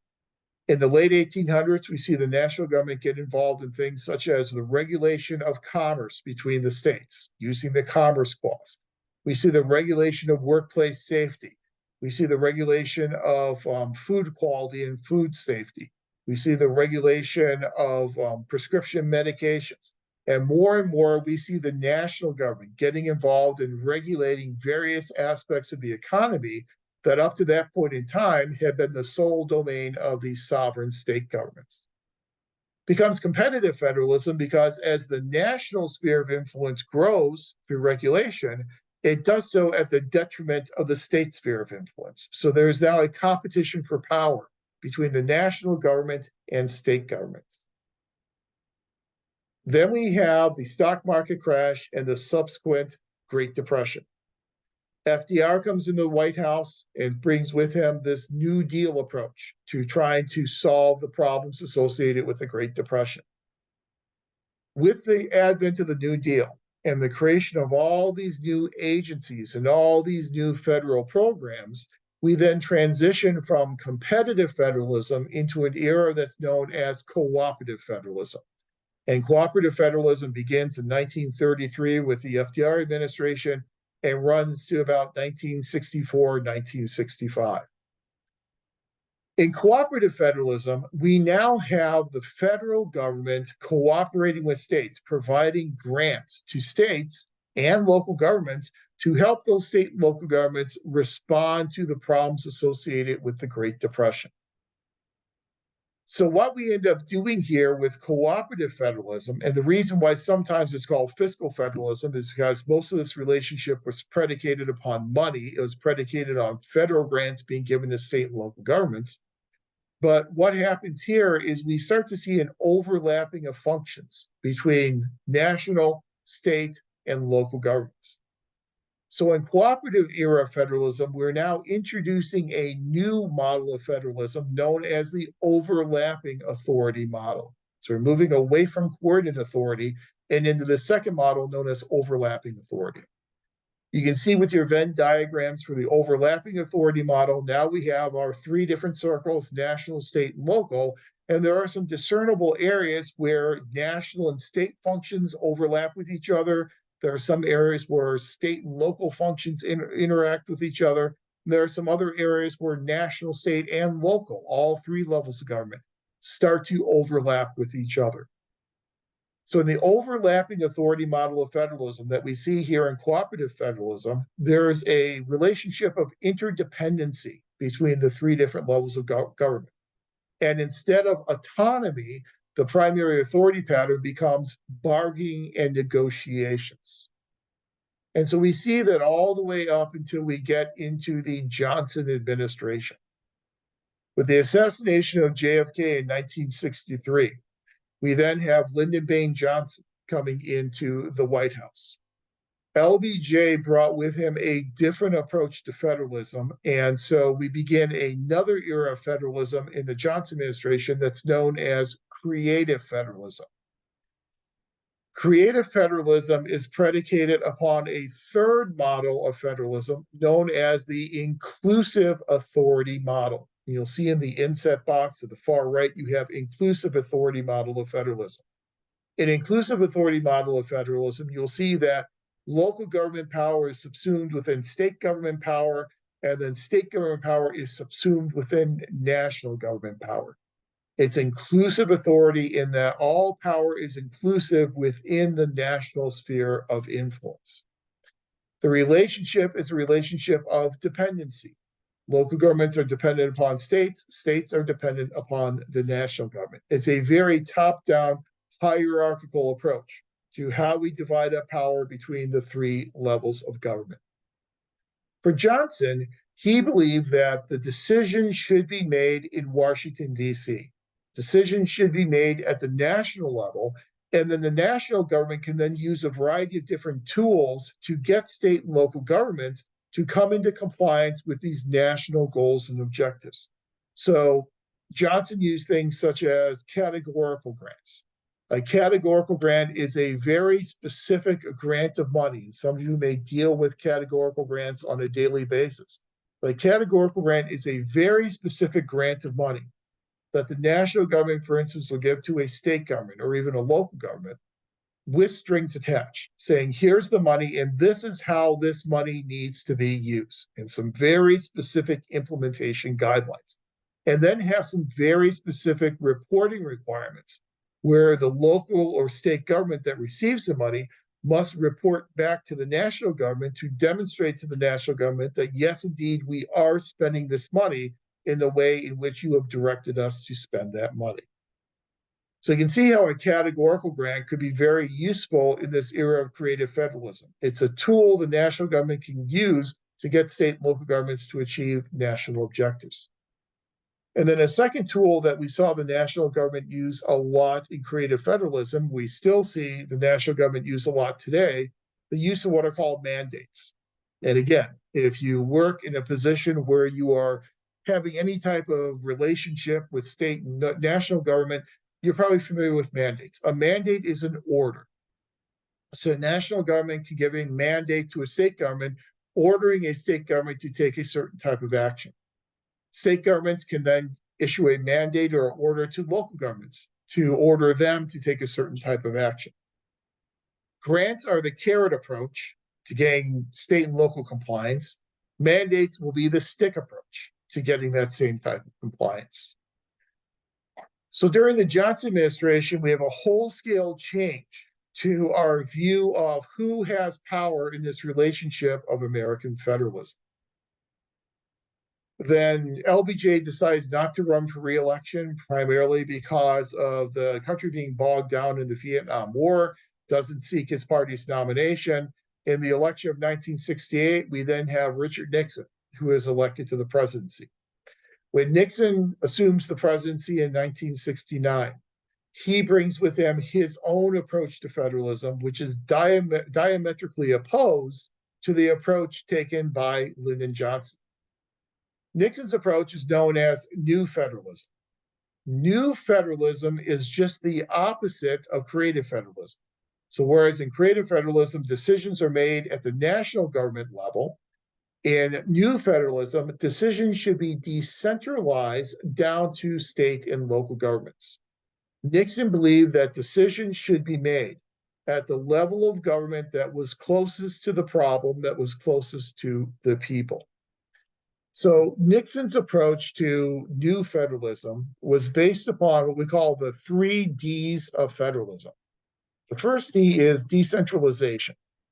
You decentralize decision-making to allow state and especially local governments to have a seat at the bargaining table so they can participate in making these decisions. So rather than a decision being made in Washington, the decision should be made in Long Beach at the local level. The second D of Nixon's federalism is what's known as devolution. It is one thing to include someone at the bargaining table, to allow them to participate in making decisions. It's a different thing altogether to provide them with the resources necessary to carry out the decisions that they make. Providing power and resources to carry out decisions, that's what's known as devolution. And so that was an important second D of Nixon's federalism. The third D then was deregulation. To remove some of these national regulations from not only state and local governments, but also from private industry, to free industry and to free local governments up so that they don't have to always abide by a plethora of national goals and a plethora of national regulations. So this new federalism, very much of a bottom-up approach to federalism, was the hallmark of the Nixon administration, and then was also the hallmark of the Reagan administration when Reagan comes to the White House in 1981. The difference between the Nixon approach and the Reagan approach was in terms of the tools that they use in order to promote their more bottom-up approach to federalism. For Nixon, the primary tool that he tried to use was something known as general revenue sharing. And in general revenue sharing, Nixon proposed turning back a certain percentage of federal income tax revenue, giving it back to state and local governments, and allowing state governments to then decide how they want to spend that money. So it was money given to state governments primarily with no or very few strings attached. The problem with general revenue sharing is that if you're sharing federal income tax revenue, there needs to be some revenue to share. And throughout the entire Nixon administration and also the Reagan administration as well, every year we are running a deficit, whereby we were spending more money than we were bringing in. So in essence, there's a practical problem. There just wasn't any revenue to share with state governments. But that was his approach using general revenue sharing. Since there really wasn't any revenue to share, we get into the Reagan administration. Reagan then adopts a different approach, and his different tool is what's called a block grant. With a block grant, what Reagan wanted to do is he wanted to free state and local governments up from having all of these reporting requirements and to provide state and local governments more flexibility and freedom, and specifically how they want to spend these federal grant monies. Block grants provide a lot more discretion and flexibility to the recipient than what you have had with a categorical grant under the Johnson administration. And specifically what Reagan did is he took 187 categorical grant programs and he consolidated them into 13 block grants. So it went from 187 grants down to 13 grants. The nice thing about that for state and local governments is it provides them a lot more flexibility and discretion in how they spent the money. The downside is whenever he reduced 187 grants into 13, he also then took some of the funding away. So it's a British sweet pill for a lot of state and local governments to swallow. They got more flexibility, but they also got less money. We see this new era of federalism throughout the Reagan administration, throughout Bush administration #1, the George H.W. Bush administration, up until the beginning of the Clinton administration. In 1993, when Clinton comes into the White House, we move into a different era of federalism. It's an era that I like to refer to as contextual federalism. And I would argue we're still in a contextual period of federalism. In contextual federalism, the proper balance of power between national, state, and local governments is no longer ideological in nature.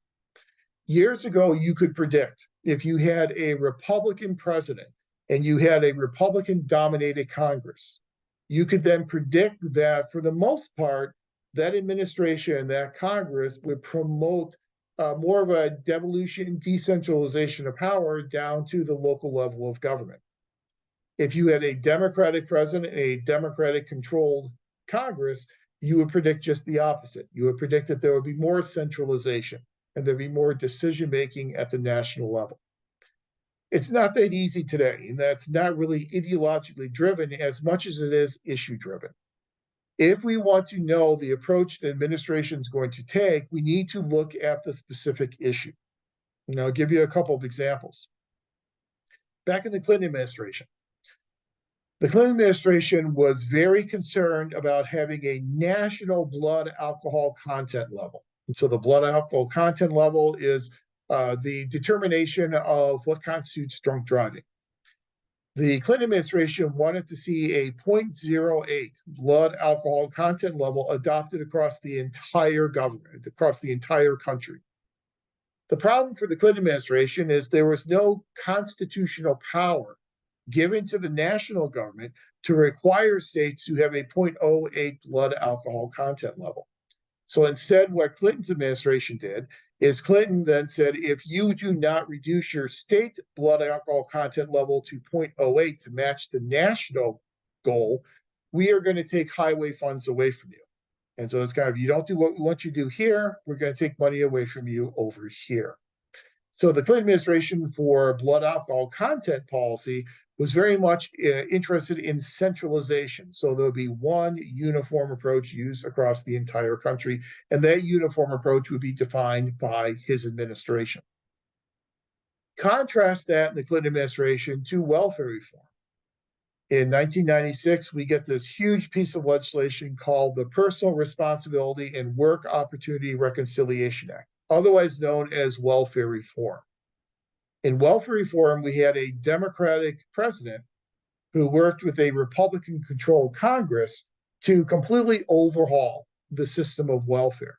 What they did is they replaced assistance in the AFDC, assistance to families with dependent children, replaced those grants with a new type of block grant called a TANF grant, TANF, Temporary Assistance to Needy Families.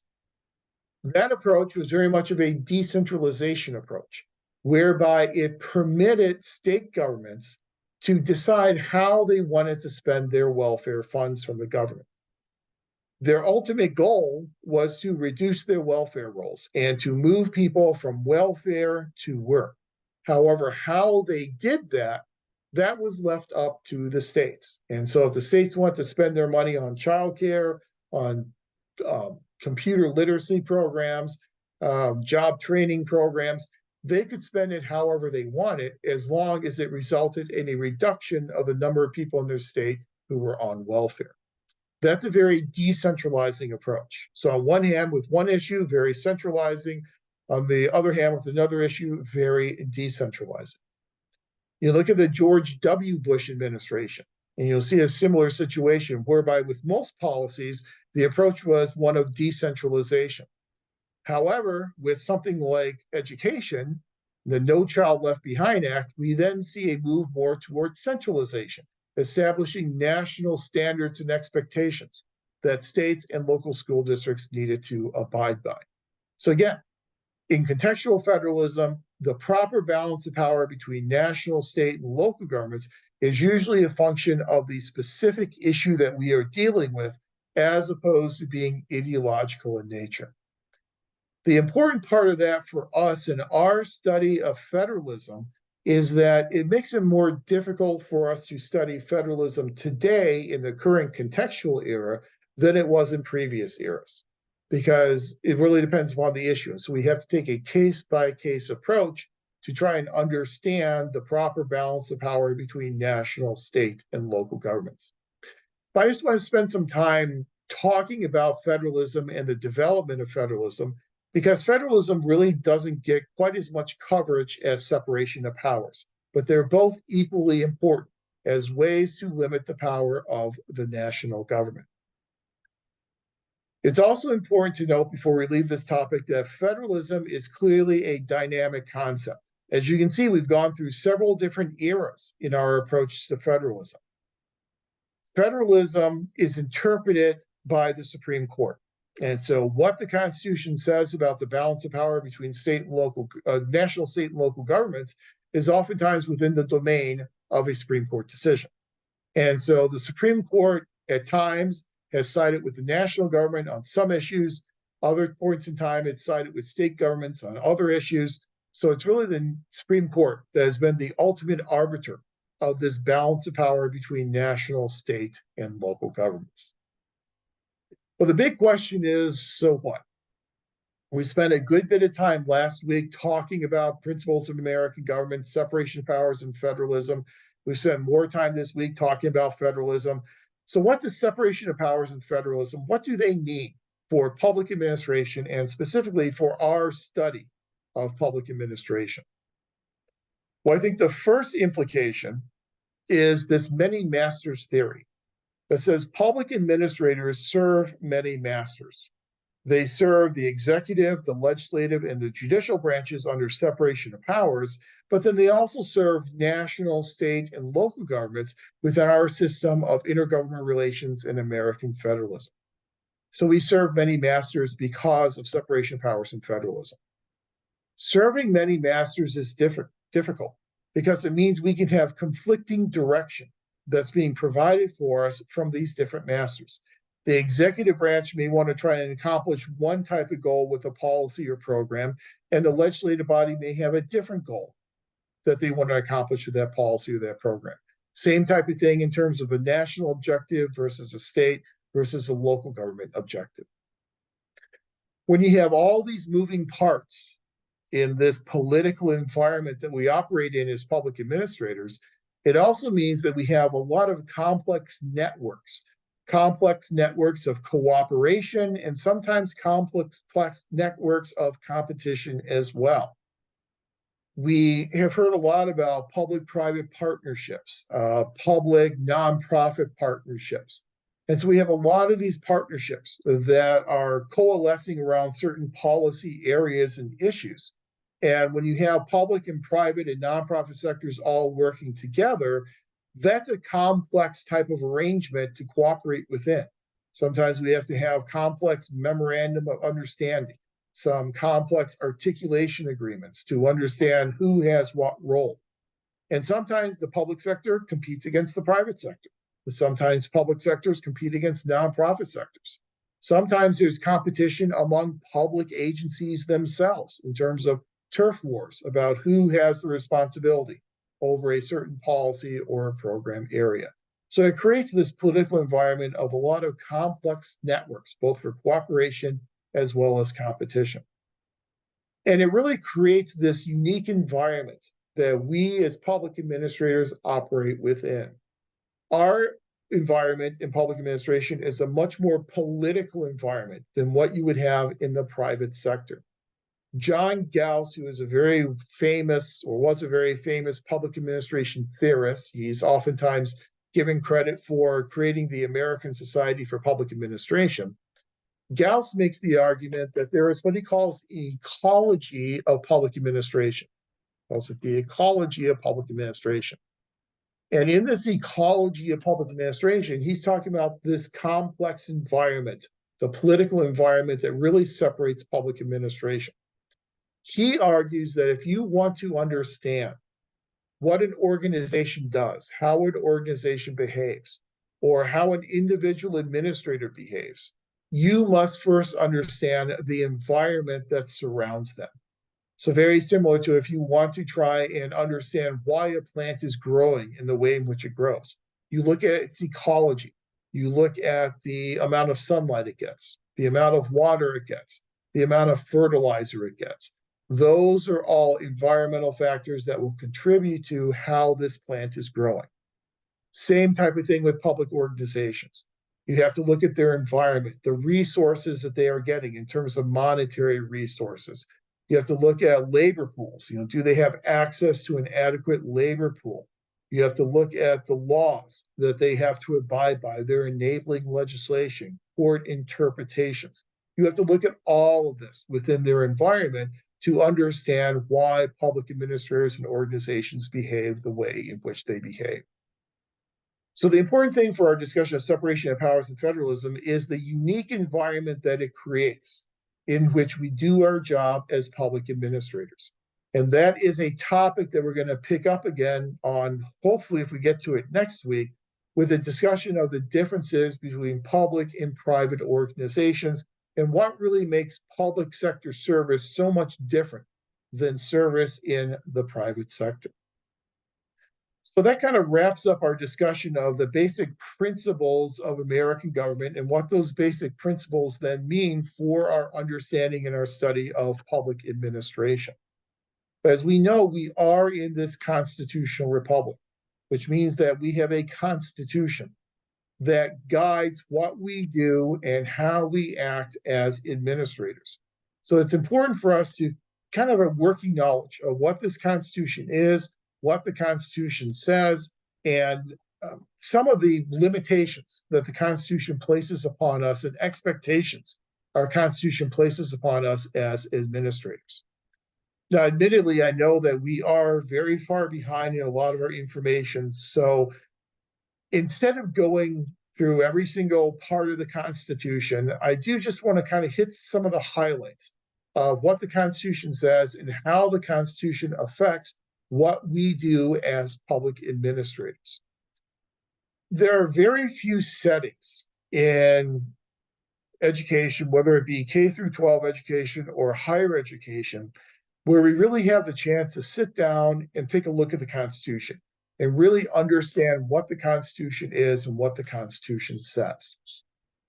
We as public administrators, we have something that's called qualified good faith immunity, which means that if we are operating within the confines and the parameters of our jobs, and we are knowing and protecting the constitutional rights of those individuals we come into contact with, then we have this qualified good faith immunity. But we need to know the constitutional rights of our citizens and then endeavor not to violate those constitutional rights. So it's important as you enter the MPA program that we at least spend a few minutes taking a look at the major elements of the Constitution that especially have great import for what we do as public administrators. Now, if you have read through the Constitution before, and hopefully you had a chance to take a look at it before class tonight, you'll know the Constitution is a very well-organized document. It is organized around 7 different parts known as articles, and then has 27 amendments, 27 changes that have been made to the content of the Constitution over the past 200 plus years. As a well-organized document, each article speaks to different types of topics. The first article of the Constitution is by far the lengthiest and the most detailed part of the Constitution. And Article 1 of the Constitution talks about this bicameral legislature that was created as a compromise between the large and small states. Article 1, Section 1 lays out this idea of we'll have 2 houses of Congress, we'll have a House of Representatives, and we'll have a Senate. Then Article 1, Section 2 talks specifically about the House of Representatives. You have to be 25 years old in order to be able to serve in the House of Representatives. You have to have been 7 years a citizen of the United States, and you must also live in the state in which you are being elected from. So those are the requirements to be a member of the House of Representatives.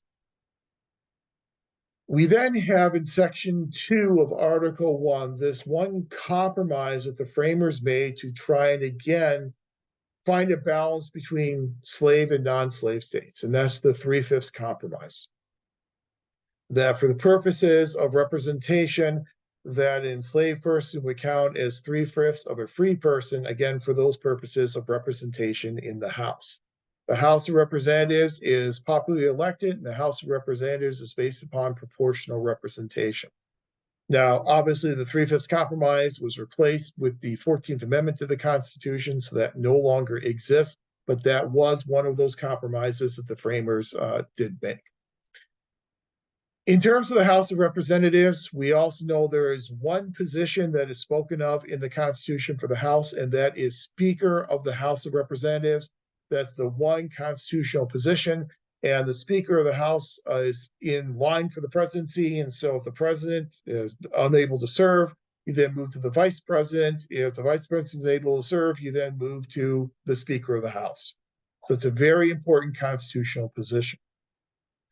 We also know that vacancies in the House of Representatives will be filled by the chief executive in the state. This is why governors have the ability to replace or to fill vacancies within the House.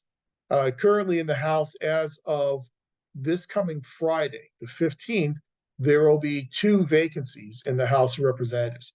One vacancy is in the state of Rhode Island. Representative David Cicilline has left Congress to then become I think he's the chairperson of the Rhode Island Foundation now.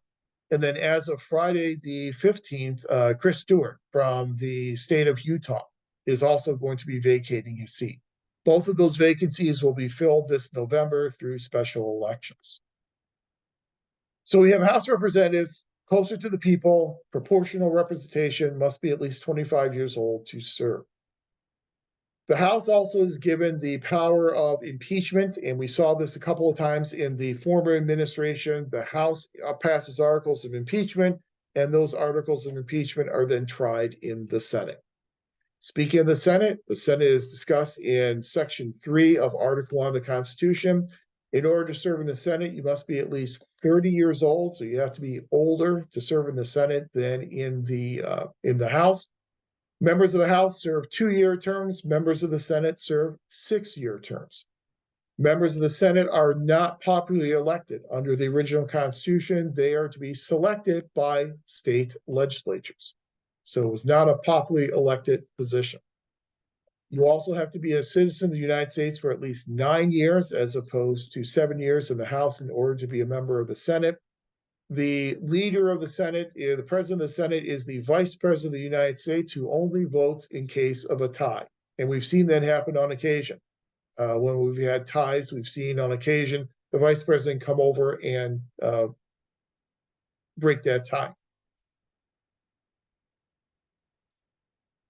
Whereas the House has the opportunity to pass articles of impeachment, and they can do that with a simple majority vote, the Senate then holds the trial. And presidents are only removed if they are convicted at a trial in the Senate.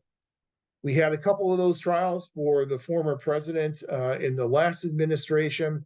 The way in which those trials work is that the Chief Justice of the Supreme Court presides over those trials. And in order to remove a president, to find them guilty and remove them from office, you would have to have a 2/3 vote of the Senate. So only a simple majority in the House to pass articles of impeachment, but a 2/3 majority in the Senate in order to find a president guilty. There are a lot of other things, but again, we only have time to hit the highlights of a lot of these. Let's see, what else can we hit? Each house has the ability to establish their own offices and their own basis for elections. Each house will have their own journals. This is what's now the congressional record. So if you hear members get up there and say, I'd like the opportunity to revise or extend my remarks, they're saying that I only have a few seconds here on the floor to talk, but I would like to put everything I want to say into the congressional record. And they have the opportunity to do that because each house maintains their own journal. Section 6 talks about members of Congress get a compensation, and that was then changed somewhat. The process of that was changed with the 27th Amendment, we'll get to in a couple of minutes. Section 7 talks about all revenue bills must start in the House of Representatives. And again, that's the case because it's the closest house to the people. People are going to be most affected by tax increases, and so therefore those bills should start in the House of Representatives. Also in Section 7, it talks about the process of legislation. Before a bill can go to the president, that bill must be passed by the House and the Senate in identical format. So what happens is when the House passes its version of a bill, the Senate passes its version of a bill. If those two versions look different from each other, we then have to have conference committees. And then the bills go into that conference committee. The conference committee hammers out the differences between the House and the Senate version, will then agree upon a uniform version of the bill. The uniform version then goes back to the House and goes back to the Senate for final passage before going to the president. No bill can go to the president unless it's an identical version between what was passed in the House and what was passed in the Senate. We don't really have to get time to get into how the House and the Senate operate. Suffice to say that The House is a very regimented type of process in that every member does not have equal power. If you're a new member of the House of Representatives, you're kind of what's referred to as a backbencher. Chances are you're not going to get the most plum committee appointments, and you'll have very limited power, very limited ability to speak. In the Senate, however, the Senate is a much more egalitarian collegial body. And in the Senate, all senators are considered to be equal in power. Now, functionally, that's probably not true, but at least in theory, everyone is equal in the Senate. In the House, before a bill can go to the floor, it must then go through what's called the Rules Committee. And the Rules Committee will then pass the rules that will govern the debate that goes on with that bill, how much debate there will be, if any amendments are allowed on that bill. Those things will all be decided by that Rules Committee. In the Senate, bills go to the floor through what's called a UCA, or a unanimous consent agreement. And in a unanimous consent agreement, all senators must agree before a bill is allowed to go to the floor. You can have a situation where one senator, for whatever reason, can disagree and can hold up the legislation process. We're seeing this currently with the senator from Alabama, Senator Tuberville, who is holding up military appointments. And so there are something in the effect of about 250 to 300 military appointments that the Senate has not been able to make because you have one senator who is protesting and not allowing those to go to the floor. That's kind of the way in which the Senate operates. The Senate also has filibusters, which you're probably aware of. And so members can filibuster to slow down the consideration of legislation, which literally they can get up there and they can talk for multiple hours, dozens of hours, to try and slow down the consideration of legislation. The way in which you can break a filibuster is through what's called a vote of cloture. And in the Senate, a vote of cloture takes 60 votes. And so sometimes you'll hear people say, well, if you want to get something through the Senate, you have to have at least 60 votes. Well, this is why, because you need 60 votes for a vote of cloture in order to stop a filibuster. The really big section of Article 1 is Article 1, Section 8. And in Article 1, Section 8, we engage in what's called an enumeration of powers, where we enumerate or we list all the powers of Congress. So Congress shall have the power to levy and collect taxation. Congress shall have the power to borrow money. Congress shall have the power to regulate commerce. That third one there, to regulate commerce, that's known as the Commerce Clause. When Congress has expanded its power over state and local governments, it typically does that through the use of what's called this Commerce Clause. So if it's something that crosses over state boundaries, that's known as interstate commerce. Anything that occurs only within a state is intrastate commerce. If it's only occurring within a state boundaries, it's intrastate commerce, then Congress has much less control over that. But if there's any interstate component where the commerce crosses over boundaries, that's when Congress can invoke the Commerce Clause. Congress can coin money and regulate the value of money. Congress can establish post offices. They can constitute tribunals inferior to the Supreme Court. This was done in the Judiciary Act. This essentially means that all federal courts below the U.S. Supreme Court are created by Congress. And that's what it means by saying tribunals inferior to the Supreme Court. So the entire federal judiciary, with the exception of one court, is created by Congress. Congress has the ability and the sole ability to declare war. So a president can initiate military action, but if that president wants a declaration of war, they must go before a joint session of Congress and ask for that declaration of war, as happened in World War I and has also happened in World War II. Congress has the ability to raise and support armies. Again, this was a major concern that was lacking in the Articles of Confederation, to provide and maintain a navy, provide for militias, provide for disciplining the militias. And then when you get down to the last clause there in Article 1, Section 8, you then have this thing known as the Elastic Clause. To make all laws which would be necessary and proper for carrying into execution the foregoing powers and all other powers vested by this Constitution in the government of the United States. What this means is Congress can do anything that it deems necessary and proper that will allow it to carry out its enumerated powers. So you see two different things going on here in Article 1, Section 8. The first thing is an enumeration or listing of the powers of Congress. Whenever you list powers, you are by definition limiting those powers, because the assumption is if a power is not listed, then that power does not belong to Congress. So enumeration limits the powers of the national government. But then with this elastic clause, we're saying, but then Congress can make any laws necessary and proper. This is a great expansion of congressional power. So you can kind of see how these two compromises, enumeration of powers, followed then by this elastic clause, how this can be a little confusing from a separation of powers and federalism perspective. Because on one hand, we're saying you're limited to only these types of things. And on the other hand, we're saying, but you can then do anything that you need to in order to carry into execution all those powers that we have listed earlier. Whenever Congress, again, tries to expand its power over state and local governments, it typically uses either the Commerce Clause or this elastic clause here at the end of Article 1, Section 8. Article 1, Section 9 then lays out some of the limitations on what Congress may not do. This first paragraph here, this was again we'll say, compromise that the framers came to in order to try and mitigate this conflict between slave and non-slave states. And what happens here says that there's a ban on any laws that would prohibit the slave trade until at least 1808.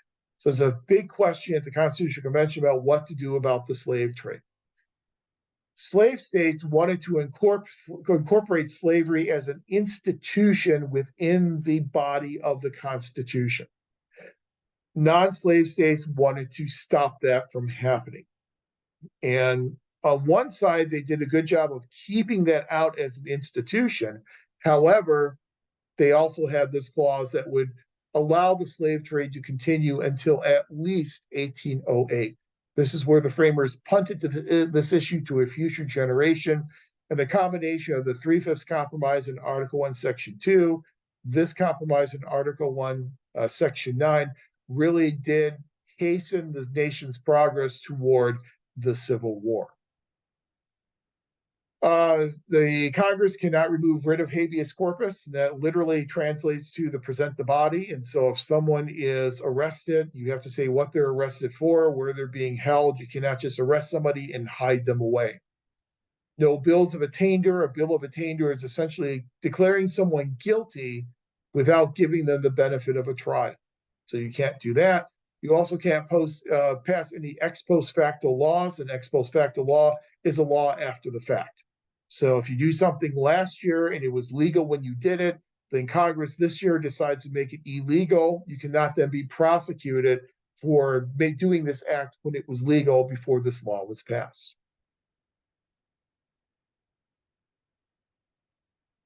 And then you can see some of the other limitations there against Congress. Congress can't do things like granting letters of marque and reprisal. That's basically sanctioning Americans with ships to go out there and attack the ships of other countries. You can't do that. A lot of the limitations in Article 1, Section 10 are limitations that are similar to what we saw in Article 1, Section 9, but here they're applied to state governments. States are not allowed to issue these grants of letters of marque or reprisal. States are not allowed to coin money. States are not allowed to enter into treaties. States are not allowed to issue any titles or any titles of nobility like sirs and knights, much like Congress cannot do. They're not allowed to impose tariffs and imposts without having Congress agreeing to that. States cannot enter into agreements, enter into compacts without the authority of Congress. You can't have new states join the Union without the consent of Congress either. And so Article 1, Section 9, Article 1, Section 10 both lay out limitations for both Congress and then for the states in Article 1, Section 10. So that's Article 1, all dealing with the Constitution. Again, the lengthiest and most detailed section of the entire Constitution. Article 2 then turns its attention to the executive branch and talks about the presidency, talks about some of the powers of the president. The president is commander-in-chief of the armed forces. That was very important for the framers to have a civilian in charge of the military. In addition, presidents are able to enter into treaties with the advice and consent of the Senate. That makes the president kind of a chief diplomat and chief of state. Presidents have the ability to appoint people to vacancies in the executive branch with, again, to some degree, the advice and consent, the approval of the Senate. Presidents also have the ability to recommend legislation to Congress. This is a part of Article 2 we don't talk about a whole lot, but they have the ability to be essentially what we call a chief legislator, in that they have the ability to recommend legislation that Congress would then take up and consider.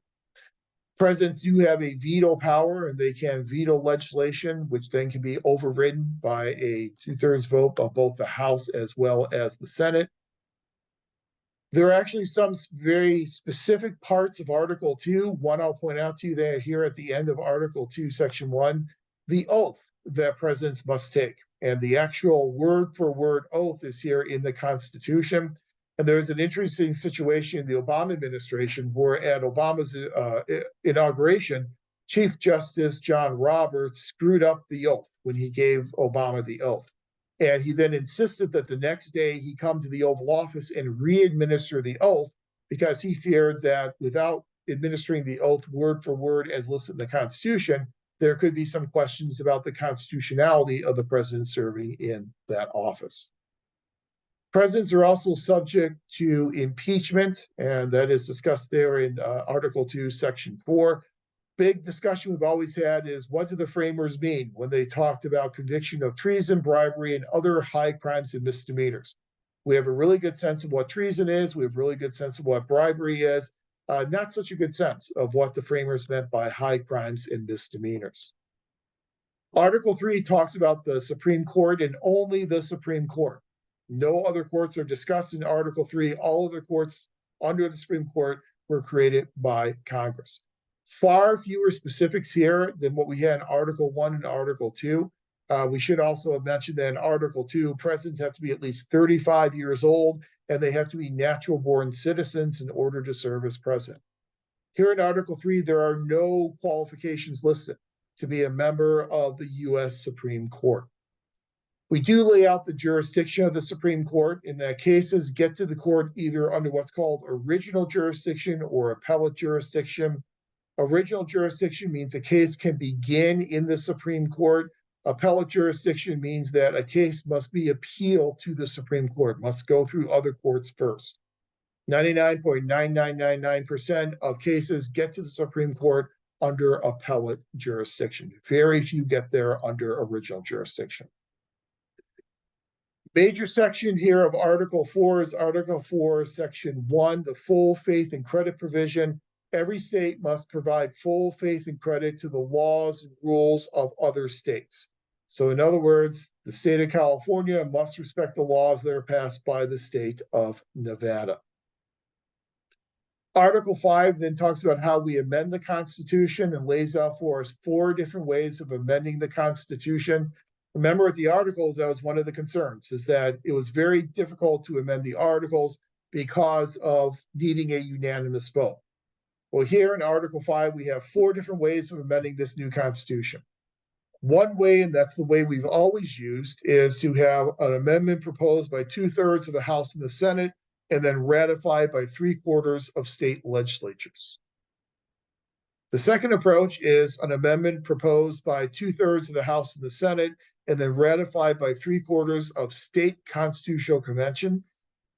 The third approach is to have 2/3 of the states petition Congress for a national constitutional convention, and then any amendments that come out of that national constitutional convention then get ratified by 3/4 of state legislatures.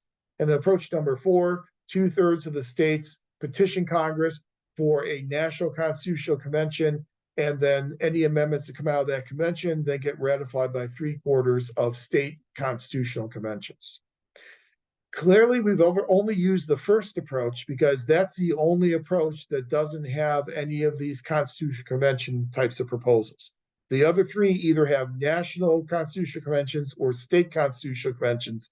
There's always a concern that if we have a constitutional convention, we'll end up with a runaway convention, and that you will end up getting more out of that convention than what we intended, much like what happened in the original constitutional convention. So we've only used approach number one, proposed by 2/3 of the House and the Senate, and then ratified by 3/4 of state legislatures. Article 6, one of the most important elements here is that middle paragraph known as the Supremacy Clause. The Constitution, laws of the United States, which will be made in pursuance thereof, and all treaties made and which shall be made under the authority of the United States shall be the supreme law of the land. So whenever a state constitution comes in conflict with the national constitution, constitution wins. State law comes in conflict with the national law wins. That's a very strong proclamation of the power of the national government. And this supremacy clause was very concerning to the anti-federalists, and one of the main reasons why we end up immediately amending the Constitution 10 times under the Bill of Rights in order to allay some of the concerns that this national government would not be completely supreme and would not be eroding the rights of the sovereign state governments. Article 7 then talks about the ratification of the Constitution. Constitution goes into effect once it's ratified by 9 of the 13 states. As we know, that happened relatively quickly, except for the state of New York. And in order to convince the state of New York, the framers had to do two things. One thing they did is to add 10 amendments immediately to the Constitution in the Bill of Rights. And the second thing they did is Alexander Hamilton, John Jay, and James Madison then wrote those 85 Federalist Papers to convince citizens in New York and anti-federalists to support this new Constitution, and that the new Constitution would not create too strong of a national government. So immediately we amend the Constitution with the Bill of Rights, the first 10 amendments. And you're familiar with these, so we're not going to spend a whole lot of time on them, but you're very familiar with Amendment number 1. This is your freedom of religion, freedom of speech, freedom of press, freedom to peaceably assemble and petition government for redress of your grievances. There are some reasonable limitations to these freedoms that have been provided by the Supreme Court. For instance, with freedom of religion, there are two parts to your freedom of religion. One part is what's called the Establishment Clause, and the second part is the Free Exercise Clause. The Establishment Clause says Congress shall make no law respecting establishment of religion, which means there cannot be a national religion. What it means is that you are free to believe what you want to believe. That is relatively unfettered. However, with free exercise, there can be some limitations. If the free exercise of religion places the public safety at risk, could impede upon others' rights, then there can be some limitations. And so, sacrifices in the streets are not allowed because, again, that would have a negative impact upon public safety. Likewise, there are limitations on freedom of speech. The old famous adage of yelling fire in a crowded theater, that places public safety at risk. And so therefore, you're not allowed to have that as freedom of speech. There are some limitations on the freedom of the press. We don't have what's called prior restraint in this country for the most part. So government does not necessarily tell the media what to print and what to report on. But there can be some limitations if it has something to do with national security. Limitations on your right to peaceably assemble. Oftentimes you're going to have to get a permit if you want to assemble in public. Second Amendment, this is your right to bear arms. A well-regulated militia being necessary to the security of a free state, the right of the people to keep and bear arms shall not be infringed. It is important to note that it begins with a well-regulated militia. And there's a lot of discussion in this country about, is that an important part of the Second Amendment? I'll leave that to you to decide, but whenever we want to know what the framers meant by what they wrote in the Constitution, we can always go back and look at some of their other writings. And so I would direct you to the Federalist Papers. And Hamilton wrote pretty extensively in some of the Federalist Papers, number 24, number 46, about what he meant by a well-regulated militia. Third Amendment, no quartering of soldiers, that's a privacy right. Fourth Amendment, protection against unwarrantable, unreasonable search and seizures, another criminal justice protection.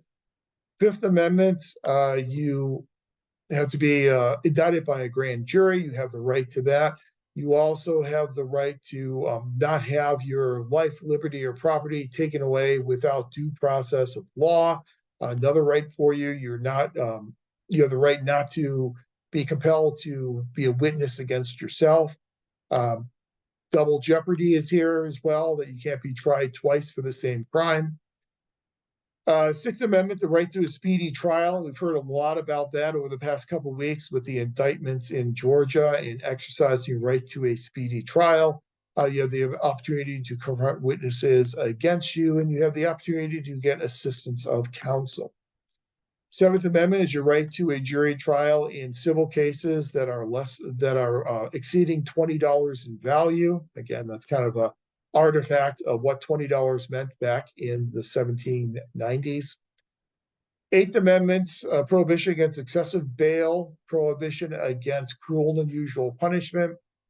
Ninth Amendment, that all these rights that are given to Congress, the national government in this Constitution, do not deny others that are retained by the people.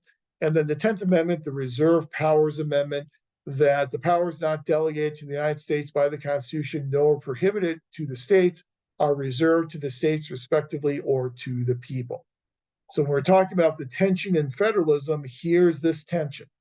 10th Amendment reserving powers to state governments versus the supremacy clause that we saw in Article 6 of the Constitution, and also versus what we saw in Article 1, Section 8 with the elastic clause. So those first 10 amendments, Bill of Rights, added immediately to the Constitution. Then you'll see all your other remaining amendments, the 11th Amendment, which then limits the judicial power of the federal government.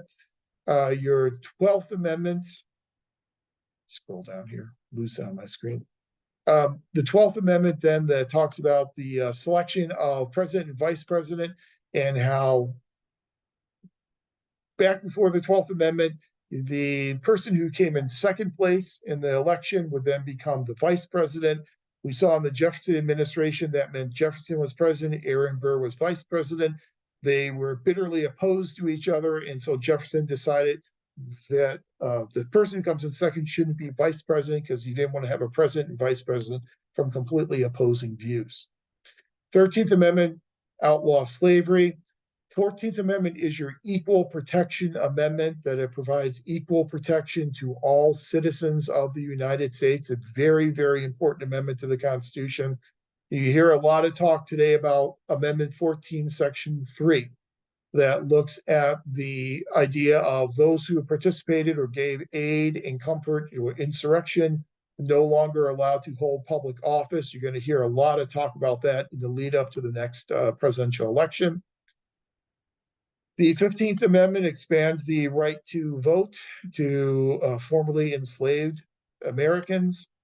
The 16th Amendment then provides for a direct federal income tax. 17th Amendment then calls for the popular election of U.S. senators. They'll no longer be selected by state legislatures, they'll be directly elected by the people. 18th Amendment is prohibition. 19th Amendment, the expansion of women's suffrage. 20th Amendment changes the terms of office for the president and members of Congress, moving it up from March to January to try and make less of a gap between the election and when people begin their term in office. 21st Amendment, which then repeals prohibition, the 18th Amendment. 22nd Amendment that then establishes term limits for presidents. And so you have a 2-term limit for a president because of the 22nd Amendment. 23rd Amendment then provides 3 electoral votes to the District of Columbia. That's why our Electoral College currently has 538 votes as opposed to only 535 votes in the Electoral College. 24th Amendment prohibits poll taxes. The 25th Amendment then sets up a system by which if a president is unable to serve their office of presidency, if they become disabled, unable to discharge the duties of the office, then there's a role for the vice president to, with a majority of members of the cabinet, can then declare the president unable to serve out his term, and then the vice president would take over the presidential duties. The other option is that a Congress can put together a committee, and a majority of that committee can then declare a presidential disability and then replace the president with the vice president. 26th Amendment then expands the right to vote to 18, 19, and 20-year-olds. And then your final amendment, the 27th Amendment, originally proposed by James Madison, as you can see, way back in 1789. The 27th Amendment was supposed to be part of the Bill of Rights. So the Bill of Rights was supposed to have 11 and it's supposed to 10 amendments. This was not ratified until 1992. And it says that no law varying the compensation for the services of senators and representatives shall take effect until an election of representatives shall have intervened. In other words, before Congress can take advantage of a pay increase, they must then stand for re-election. Really interesting situation where you have this constitutional amendment that took over 200 years for it to finally be ratified. Not exactly what James Madison had envisioned, but it is an interesting example of how amendments are ratified to our Constitution. So 7 articles and 27 amendments. I know we ran through it very fast, but I do think it's important that we at least cover it. And so you can put eyes on the Constitution and understand what the Constitution says, how it limits power of national state governments, how it limits the power of Congress versus president versus judiciary, because after all, we are a constitutional republic. And so this is the social contract that we have to adhere to as public administrators. Now, I know we're going through this quickly, and I apologize for that, but we do have about 3 minutes left. So if you allow me to really quickly switch gears and talk about the assignments that are upcoming. I have gone through those initial skills self-assessments, and so if you submitted that, thank you. You've gotten the 5 out of 5 points. I've also gone and looked at all the Canvas essay number 1 posts that have been done, provided feedback on those. I think those are very well done, and so just keep doing what you're doing in future Canvas posts. Coming due then next week is you have your draft advancement to candidacy form, which several of those have already come in, but you'll need to do that. And then you also have Canvas essay number 2. Canvas essay number 2 looks at the 8 principles in the ASPA Code of Ethics, which obviously we don't have time to cover tonight, but because you do have that as an assignment, let me share with you very quickly. Here are the 8 principles in the ASPA Code of Conduct. And again, this is in the slides that are provided for you on our Canvas site. So for Canvas essay number 2, I'm asking that you select 3 of these 8 principles that you think may be difficult to implement in your organization. Upholding the public interest, upholding the Constitution, promoting democratic participation, strengthening social equity, fully inform and advising elected officials, demonstrating personal integrity, promoting ethical organizations, and advancing professional excellence. Of those 8, you'll be selecting 3 and then discussing why those 3 may be difficult to implement in your organization. But again, these 8 are provided for you on the slides that are called Accountability and Ethics. So that's what you'll be using then for Canvas essay number 2. And then finally, I have made the midterm exam available for you. I did that a few days ago. So the midterm exam is available. You can start working on that at your leisure. What I will do is next week when we start class, because we're completely out of time tonight, I will go through the midterm exam with you. We'll walk through all 5 scenarios, all 10 questions on the midterm, make sure that everyone is up to speed and understands what you're supposed to do on the midterm. We will do that at the beginning of class next week. Then we'll have our discussion of accountability and ethics. We'll see how far we make it. If we get through accountability and ethics, then we will catch up and we'll be pretty much caught up and start talking about differences between public and private organizations. That's our schedule. I know it's kind of strange, everything is being compacted, but once we get through accountability and ethics next week, I think we'll be pretty much back on schedule and have ample time then to cover all of our information. It's 6:45. I apologize, I'm completely out of time, but thank you for being here tonight. If you have any questions about Canvas essay number 2 or about your draft advancement to candidacy, please feel free to send me an email. I'm happy to answer any questions that you might have. Then again, for next week, we'll go over the midterm assessment, we'll do accountability and ethics, and then get into the differences between public and private organizations. And then hopefully the material will slow down a little bit once we get through next week. Okay. Okay, I'll let you go. We're a minute over. I apologize. I know some of you have 7 o'clock classes. So thank you very much. Hope you have a good week, and we'll be back at it then again next Monday. So thanks, everyone. Thank Thank you, you. Professor. Thank you. Thank you.